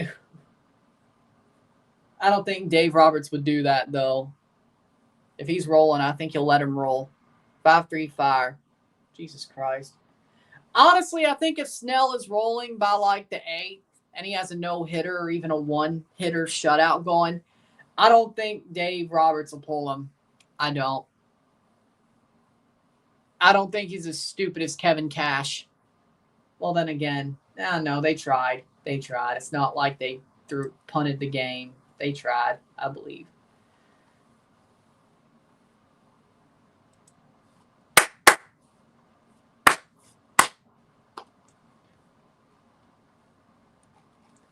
Why does a Blue Jays fan want Boston to win?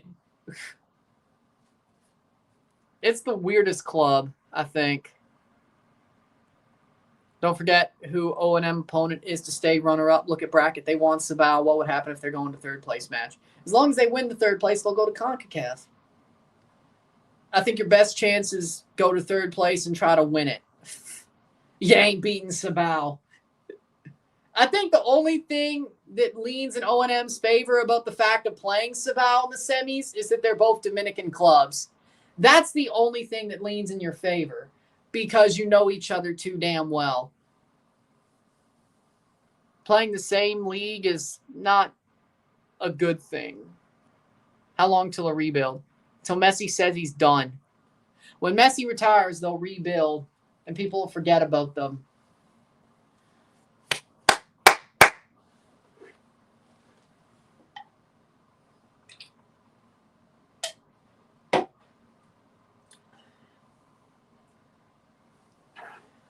You know what? I want to ask. Who would you rather the Jays play in the ALDS? Do you want New York or do you want Boston?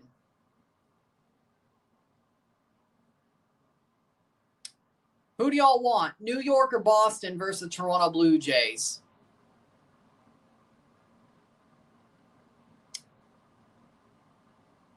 and why.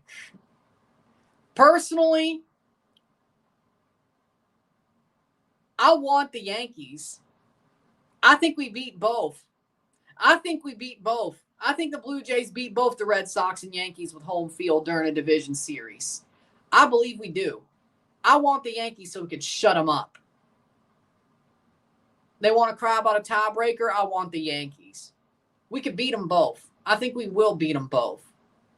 We are better than both. This year we're better than both. The record says it. The division says it. We're better than both. Home field says it. I want the Yankees to shut them up. We still beat the Red Sox. I just think I want us to shut up the Yankees. I think we match up well against both. And we win against both.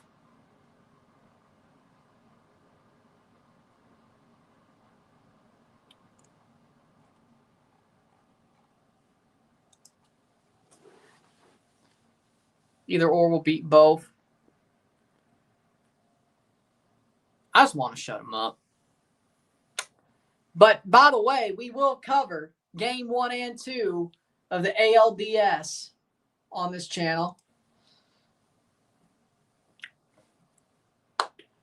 Game 1 will be with a double, whether that be leading into the Toronto FC game or concurrently with a Toronto FC game, and a double review. Sunday will be live for the Formula One Singapore Grand Prix, but later that afternoon we'll be live for the Toronto Blue Jays Game 2 and review that as well. So I will be live for both Blue Jays Game 1 and 2 of the ALDS. I'll be live for both. Honestly, until the Blue Jays get eliminated, I feel like I'm going to do doubles anyway. If there's doubles, and if there's just a day where I could do the Jays, I'll do the Jays. So, I mean, come on. You think I wasn't? I've been waiting 10 years for another division championship. Come on. At least it's only a month, unlike the Leafs, if they were in the Stanley Cup playoff. At least only a month. Nothing much will change. 2-0 for Mount Pleasant, Dulce Settle. And we'll still try to cover the football, but also do doubles for the baseball. So they're on Fox. So worst comes to worst, they're on the computer, all foxsports.com. Because they're playing their games on Fox this year. So the AL's on Fox this year, I think. Yeah, so there you go. Just TBS last year. So yeah.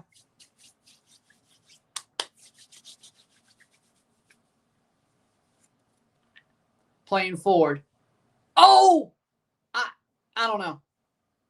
But I'm very interested to see a Toronto versus Seattle ALCS. One, because we need revenge on the Mariners for 2022. Second of all, it's a 50-50 series. Even though we have the home field, it's a 50-50 series. It's a 50-50 series. And it'll be interesting to see.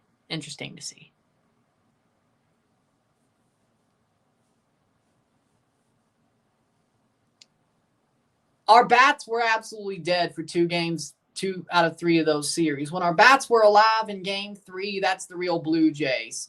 And we knocked them around. We knocked Brian Bayo around. We should have scored more than we did. Frankly, I'm not worried. Our bats are alive. I'm not worried.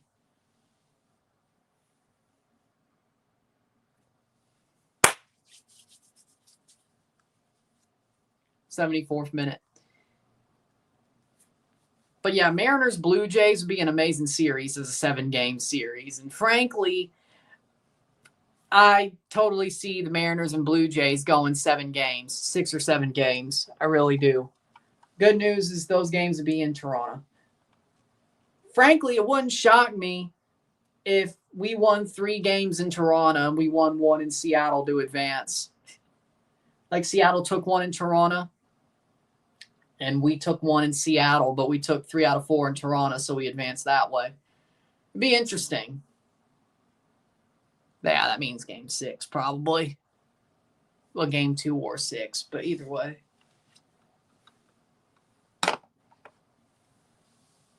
'74th minute, save.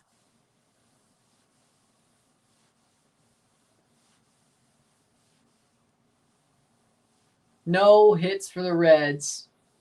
They just started the top of the third. Oh, he struck him out. Oh, that was nasty. That was outside. Did you swing at that?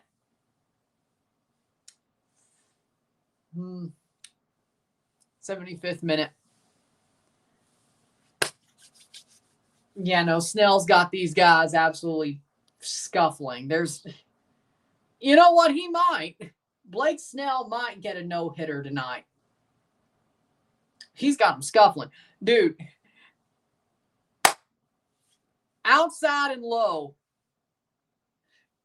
You're going to swing at that. It was going to be a ball if you didn't. Well, I don't know. In theory, it should have, though.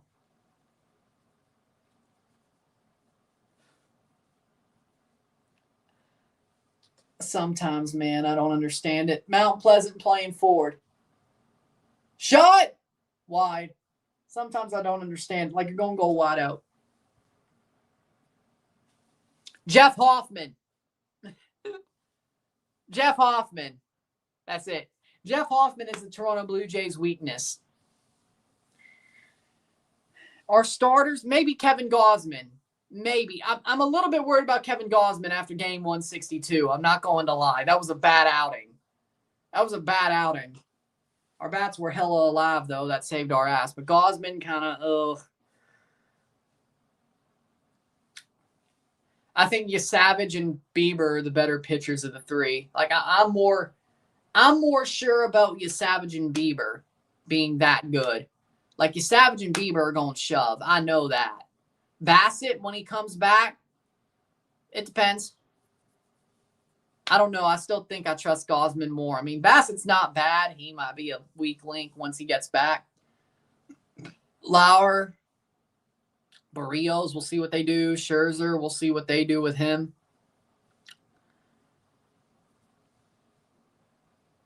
Mostly Jeff Hoffman. It's not our bullpen in general. It's just Jeff Hoffman. Jeff Hoffman is a bum. Oh, no, that's a hit by McClain. Double. A double for McClain. A double for McClain for the Reds. Matt McClain with a double. Damn.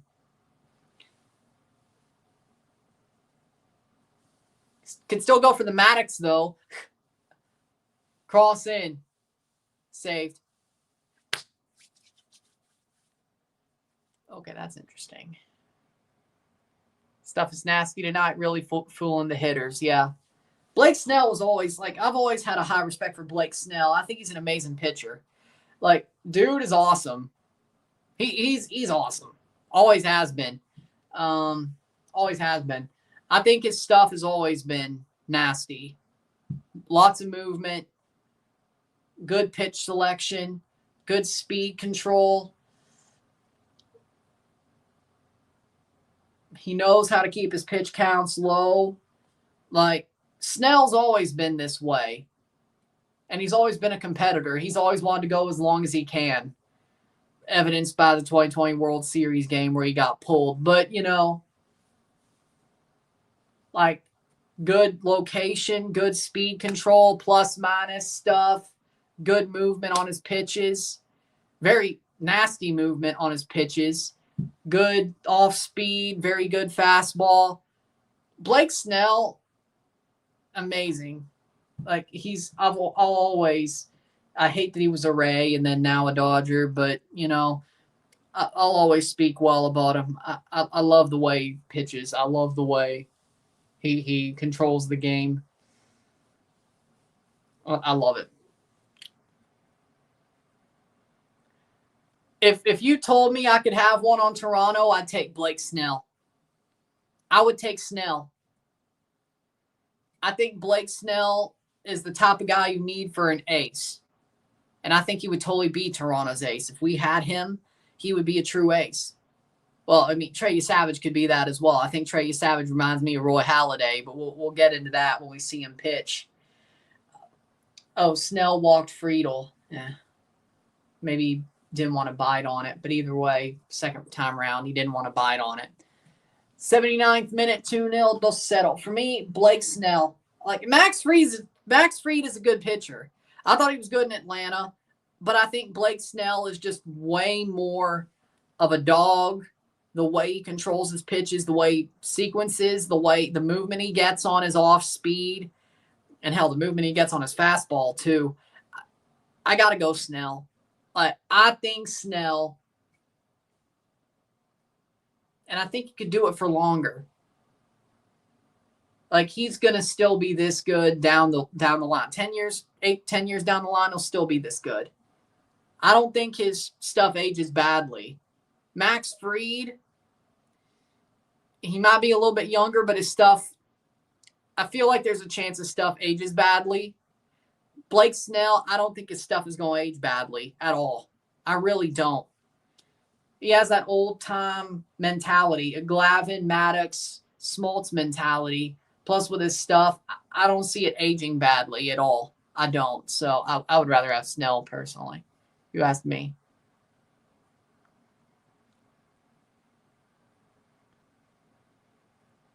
Panamis, easy. James Panamis over Dane St. Clair. But I think Snell's stuff will age perfectly. He'll age like a fine wine. I mean, he's already, 30? But I still think he could pitch like this till 40, 42 and no problem at all. He's 32, okay. Damn, he's a little bit older. He's a little bit older than he's been around for 9 years. Okay. But still, I think Blake Snell's stuff will age well up till his age 42 for 10 years, 12 years, till he's 44. I don't see his stuff aging badly at all. He's still, Blake Snell still has it as he did in 2016. Nothing's really changed. He's starting to come out of his prime, if you would call it that, and he still pitches like it was 4 years ago.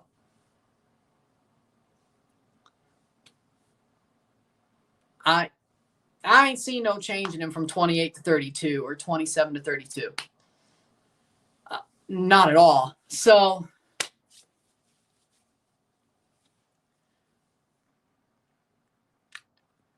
I mean, I was just saying we already have one. Trey Savage. See, we already have one that's about to be a homegrown ace. Trey Savage. I mean, don't you know? Trey Savage reminds me of Roy Halladay. No joke.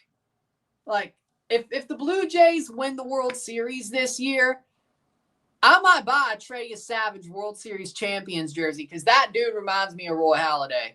That's the highest compliment I could pay somebody. Trey Savage is that dude. I know the Blue Jays' track record on high-level pitching prospects being starters not panning out. I know that, but Savage is different. He's different. He's different.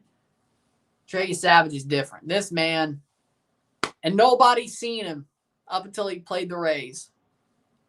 Boston hadn't seen him yet. New York hadn't seen him yet. Seattle ain't. Nobody in the playoffs has seen him yet. Perfect. He's going to have that rookie bump. And I still think he's that good. But Trey Savage is going to have that rookie bump. Nobody can touch you throughout the playoffs. What a plus. He played the Tampa Bay Rays twice, and they couldn't touch him. They come to Toronto. They've seen him a week ago, and they still can't touch him. I like what I'm seeing from Trey Savage. This man reminds me of Roy Halladay to the T. Close enough, man. Trey Savage is just that dude. Oh my. What a pitcher, man.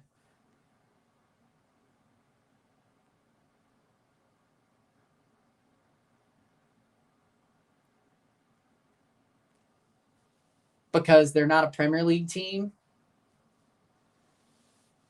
That's probably why.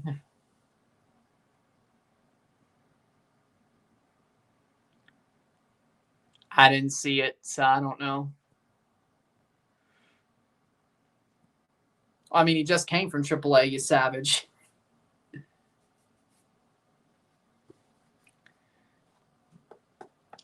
I still have hope for Ricky T, though. Ricky Tiedemann. I still have hope for him.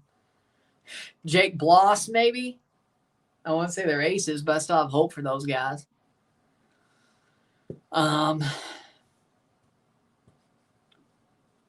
Bowden Francis getting back on that horse.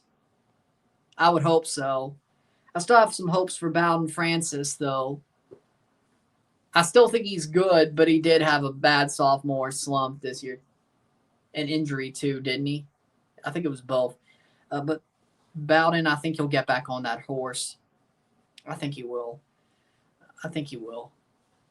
Jake Bloss, have some expectations out of him. Ricky Tiedemann. Ricky T, I think we'll see.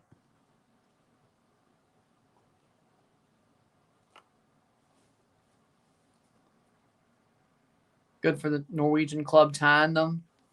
But, dude, trust me when I say, Trey Savage is Roy Halladay 2.0. And that's the biggest compliment I could ever give somebody. Knowing me, knowing why I am a Toronto sports fan, that is the biggest compliment I could pay somebody. So the fact that I'm calling Trey Savage Roy Halladay 2.0, I don't give that out lightly. I do not give that out lightly. And he is. All I needed to see was 3 starts, and there you go. That may be a jinx, I don't know, but the Blue Jays win the World Series, I'll feel comfortable buying a Trey Savage jersey. The gold World Champions jersey, too. Like with a gold on it, yeah. With a hat, yeah. For sure. He's just that dude. Savage is just that dude. He is just that dude. Point blank, period.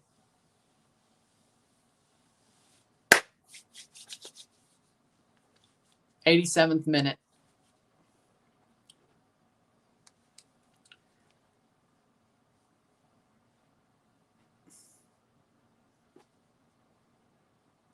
(2-0) Dos a 0 will be live for the Alajuelense Motagua game. Yeah, Relvis got waived. Don't you forget that. He got cut. Relvis got cut. Leo Jimenez, he's good. I think he's solid. We got some good players in AAA, though, yeah. 87th minute.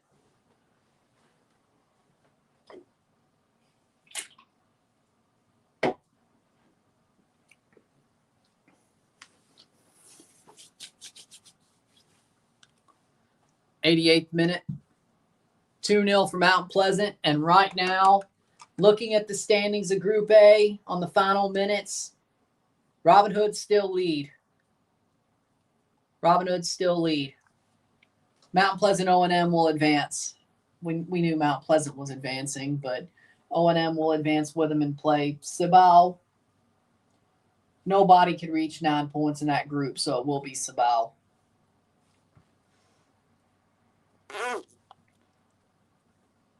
Hockey style. Well, I think a lot of people are wearing the hockey style mask now, comparatively. You don't really see. I don't even think Yachty definitely started wearing it. I don't think he did end up wearing it, but I don't think he started there. Kirk, Jansen, I'd probably wear the hockey style mask. Probably. Probably feels more comfortable and safer as well. Doesn't matter, we won. We were playing Mourinho. What do you think was going to happen? Sometimes you got to scrape one out. That's all I'm saying. 86th minute or 89th minute. I will get ready for the next stream. There we go.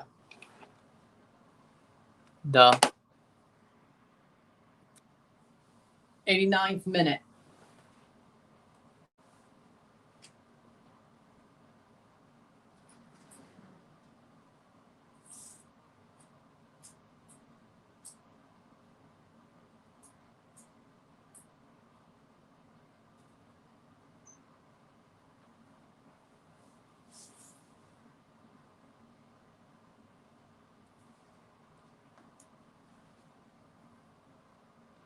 Getting to the 90th, 2-0, 2-0.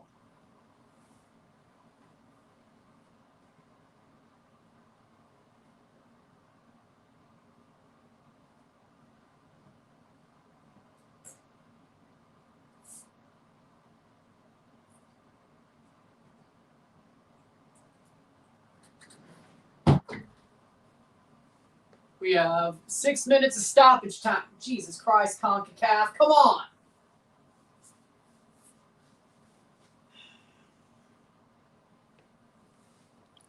Why they always press these up to freaking 9 o'clock. 6 minutes. Playing forward. Hunter Green, pretty good pitcher. I think the problem is that he's playing the freaking Dodgers. I don't think he has it tonight, but he's a solid pitcher in general. As a rookie, he's a solid player. I think it sucks he's playing the Dodgers, but it's the Dodgers, and he just gave up another run, if not 2. Teoscar homered, actually a 3-run home run. Okay, yeah, you're cooked. 5 more minutes to go. Ooh. Shit. See, I mean, there's an answer that I probably should answer, and there's an answer that's probably the right answer.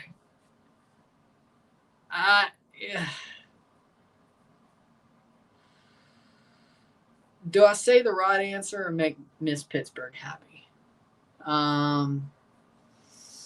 Shit. Well,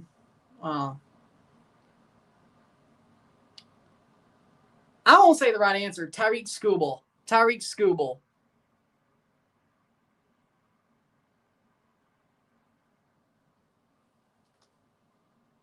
You know what? No, I'm going to say the right answer. Tyrese Ball. You could say, I think Ball is the better pitcher. And Edmund just hit a home run off of Hunter Green. Tommy Edmund just home runned off of you. Okay, may not be that good. I mean, I like Tommy, but okay. I'm going to say the right answer is Ball. The actual right answer is Ball. The biased answer is Skeens. The Pittsburgh biased answer is Skeens. I'm going to say the actual right answer, Tyrese Ball. I think he's slightly better. Personally, I think Tyrese Ball is slightly better than Paul Skeens. I don't care about Livy Dunn. That's not who I was referencing when I said Miss Pittsburgh. I don't give a shit about Livy Dunn. I'm happy. I'm just happy. I'm fine. 3 minutes of stop time to go. I'm very happy. I don't give a shit about Livy Dunn. Dude, I don't give a shit about Livy Dunn. I'm very happy. Very, very happy. I mean, I'd gladly take Skeens in Toronto, but I don't care if he has Livy Dunn by his side or not. Couldn't care less. I could not care less. Dude, I could not care less. Could not care less. Could not care less. I'm happy. That's why he took it. That's why he took the shit on the field. Okay. He's giving it to his own home team. Is it are we really doing the freaking conspiracy here? He's letting his own home team win. He's letting his own home team win. They already won. How about you win for the Reds? They ain't won since freaking Johnny Bench. Or wait, no. No, they didn't win in the 90s. They got to the World Series. But either way.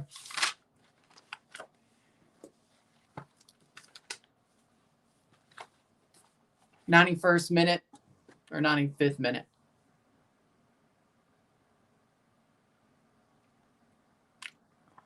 Okay. Our Lord who art in heaven, Please protect the people in the chat and their families. Send them love and safety and protection. Show them your grace and your love. And be there for them in this time of struggle and strife. Amen.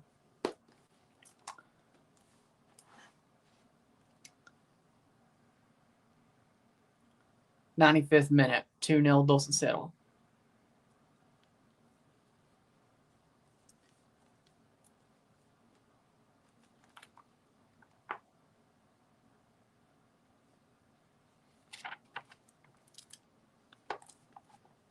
No problem.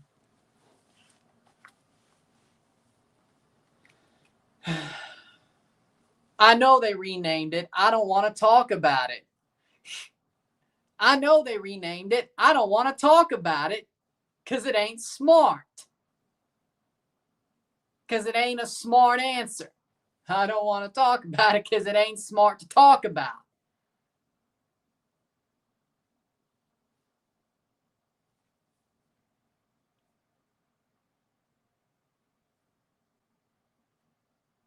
You good? Me. Full time. It's 2-0 2-0. We'll take a short break to get this game up. Okay, amen. I was like, good. Yep. With that being said, we'll get this second game ready. It'll take a couple of minutes. Ala Walense Motawa. We move, and we'll be there for that game. Live review. Mount Pleasant wins 2-0 2-0. Easy as you like. First place, Mount Pleasant in Group A. Second place is O&M. With that being said, we'll be back soon. I'm Ron and I'm out. Peace. See ya.